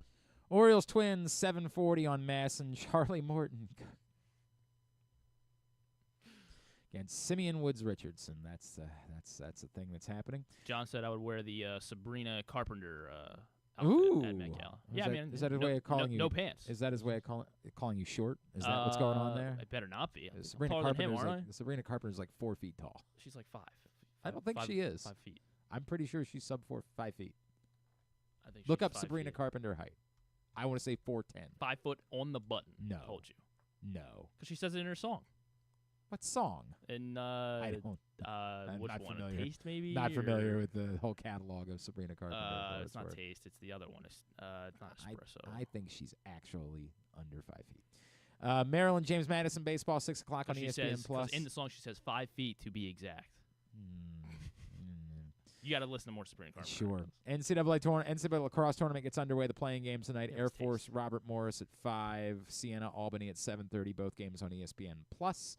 TNT and True TV. Knicks Celtics game 2 at 7. Nuggets Thunder game 2 at 9:30. Can an NBA team win a home game in the second round of the playoffs? Oh, that was the other tidbit I should have said because I think TNT had it on their broadcast. First time ever in the second round of the NBA playoffs that no home team won a game one. I first believe time that. It's ever happened in the same postseason. Fully believe it. It's wild. ESPN Panthers Maple Leafs game 2. That's at 7. I don't know why it says 2 here. Stars Jets game 1 at 9:30. Why am I a Jets fan? I think because we decided that because I said JETS Jets, but I don't know. You're anti-America, right? Is that what it is? God, it's so weird. I told you to pick Edmonton maybe then. Baseball, Masson 2, Guardians Nationals underway. MLB Network, Astros Brewers at 1:10, Padres Yankees 7:05, Blue Jays Angels late tonight. MLB TV, the free game, Dodgers Marlins 4:40. The second Champions League semifinal. Good luck living up to yesterday. Holy crap! I could have talked about that game all day. Unreal as Inter sneaks through 7-6 on the aggregate with the 4-3 win yesterday. Today, Paris Saint-Germain and Arsenal leg 2 at 3 o'clock on CBS. And TBS for AW Dynamite tonight at 8. Some non-sports highlights real quick. Netflix. NASCAR Full Speed Season 2. Well, I couldn't possibly. I didn't watch enough of Season 1. Oh, you didn't? I guess we're missing out then with you. Seth Meyers is going to have Anna Wintour and ASAP Rocky to talk about the Met Gala. Yes, most likely. I think they both were there, They actually. were, yeah. I think I saw both of them at the Met Gala. Kerry Washington. But I also, I believe they're putting an album out together, actually. Oh. Yeah, nice. I think that's what it is. Nice. It's like, Benny Blanco and Selena Gomez did their. Basically the same thing. Yeah, I think I Said I Love You First is the name of their album. Can't wait. Yeah, between ASAP Rocky and Anna Wintour. Kerry Washington and Josh Hartnett, and the Counting Crows on Fallon. Oh, they're plugging Thundergers. I still don't like the way. I still don't like the way that sounds. Stellan Skarsgård and Christine Baranski on Colbert. They are plugging Memorial Day. Oh, just like as a concept, they want to remind everybody like this isn't Veterans Day. Like that's a different thing. Gotcha. Like you don't say Happy Memorial. That's what they're doing. It's a Memorial Day awareness. Yeah, okay. Exactly. Right. Stellan Skarsgård is in Andor, so that's just so you know. Okay. So that's why everyone's gonna be tuning into that. Apparently, Christine Baranski is in Elsbeth. I was gonna say she was in How the Grinch Stole Christmas once upon a time. And then Barry Kogan on Jimmy Kimmel. Apparently, what movie is this? Oh, he's in a movie with Jenna Ortega. Oh, he's in The Weekend in Jenna Ortega movie that's coming out in a couple of weeks called Hurry Up Tomorrow. All right. Looks like a sex thing. The Weekend's got a thing for those types of projects, doesn't he? Yeah, he does. Really has a very specific type of project that he's looking for. Huh? How about that? All right. Very good. Thanks today to Drew. Thanks also to Logan McNaney, to Matt Snyder, to Bilhal Kone, and to Aaron Varardi. We'll get it all up in the greatest hits section of the. I thought we were doing the Brenda and Eddie thing today. Is it Trust Star? No. Just get up in the great. Get it up in the greatest hits section of the Brenda and Eddie. Yeah, you didn't practice it at all. You didn't listen to the song. You're not ready for the song. it. You did it so well that I don't need to. Brenda and Eddie. It had it already by the summer. You got to do the whole thing. I can't just say Brenda and Eddie. No, you got to do the whole Brenda and Eddie. We'll work on Had it. it all by the summer, right? No, you have no idea what you're saying. Yes, I Did do. you I just just listen nailed to it. the song, for God's sakes? No. Tab at No. GlennClarkRadio.com. It's in that movie that you're so excited about. No, that's a that was what with a bottle of what? Yeah, that's the same song, dummy. Is it really? Yes. I told you, it's like 3 different songs in one. God. This guy. See what I deal with. Thanks to everybody at Pressbox, all of our great sponsors and partners. People actually like Billy Joel? Quite a few. We say, is anything on the show tomorrow? We don't have to worry about Fighting that. Words. Stuff and things. And stuff and things. Stuff and things on the program tomorrow. Thanks, everybody at Pressbox, all of our great sponsors and partners, including Live Casino and Hotel, the Preakness Festival, Cruise Maryland, Crown Trophy, Easy Pass, Baltimore's Classic 5 golf courses, HelpMyGamblingProblem.org, the Costa Sin, Maryland Sports, your local Toyota dealer, buyatoyota.com. Thanks to Griffin at Griffin_Bass. Follow us, Twitter, Instagram, and TikTok at Glenn Clark Radio. Have a great Wednesday evening. Go Birds. Go Maryland baseball. Duke sucks.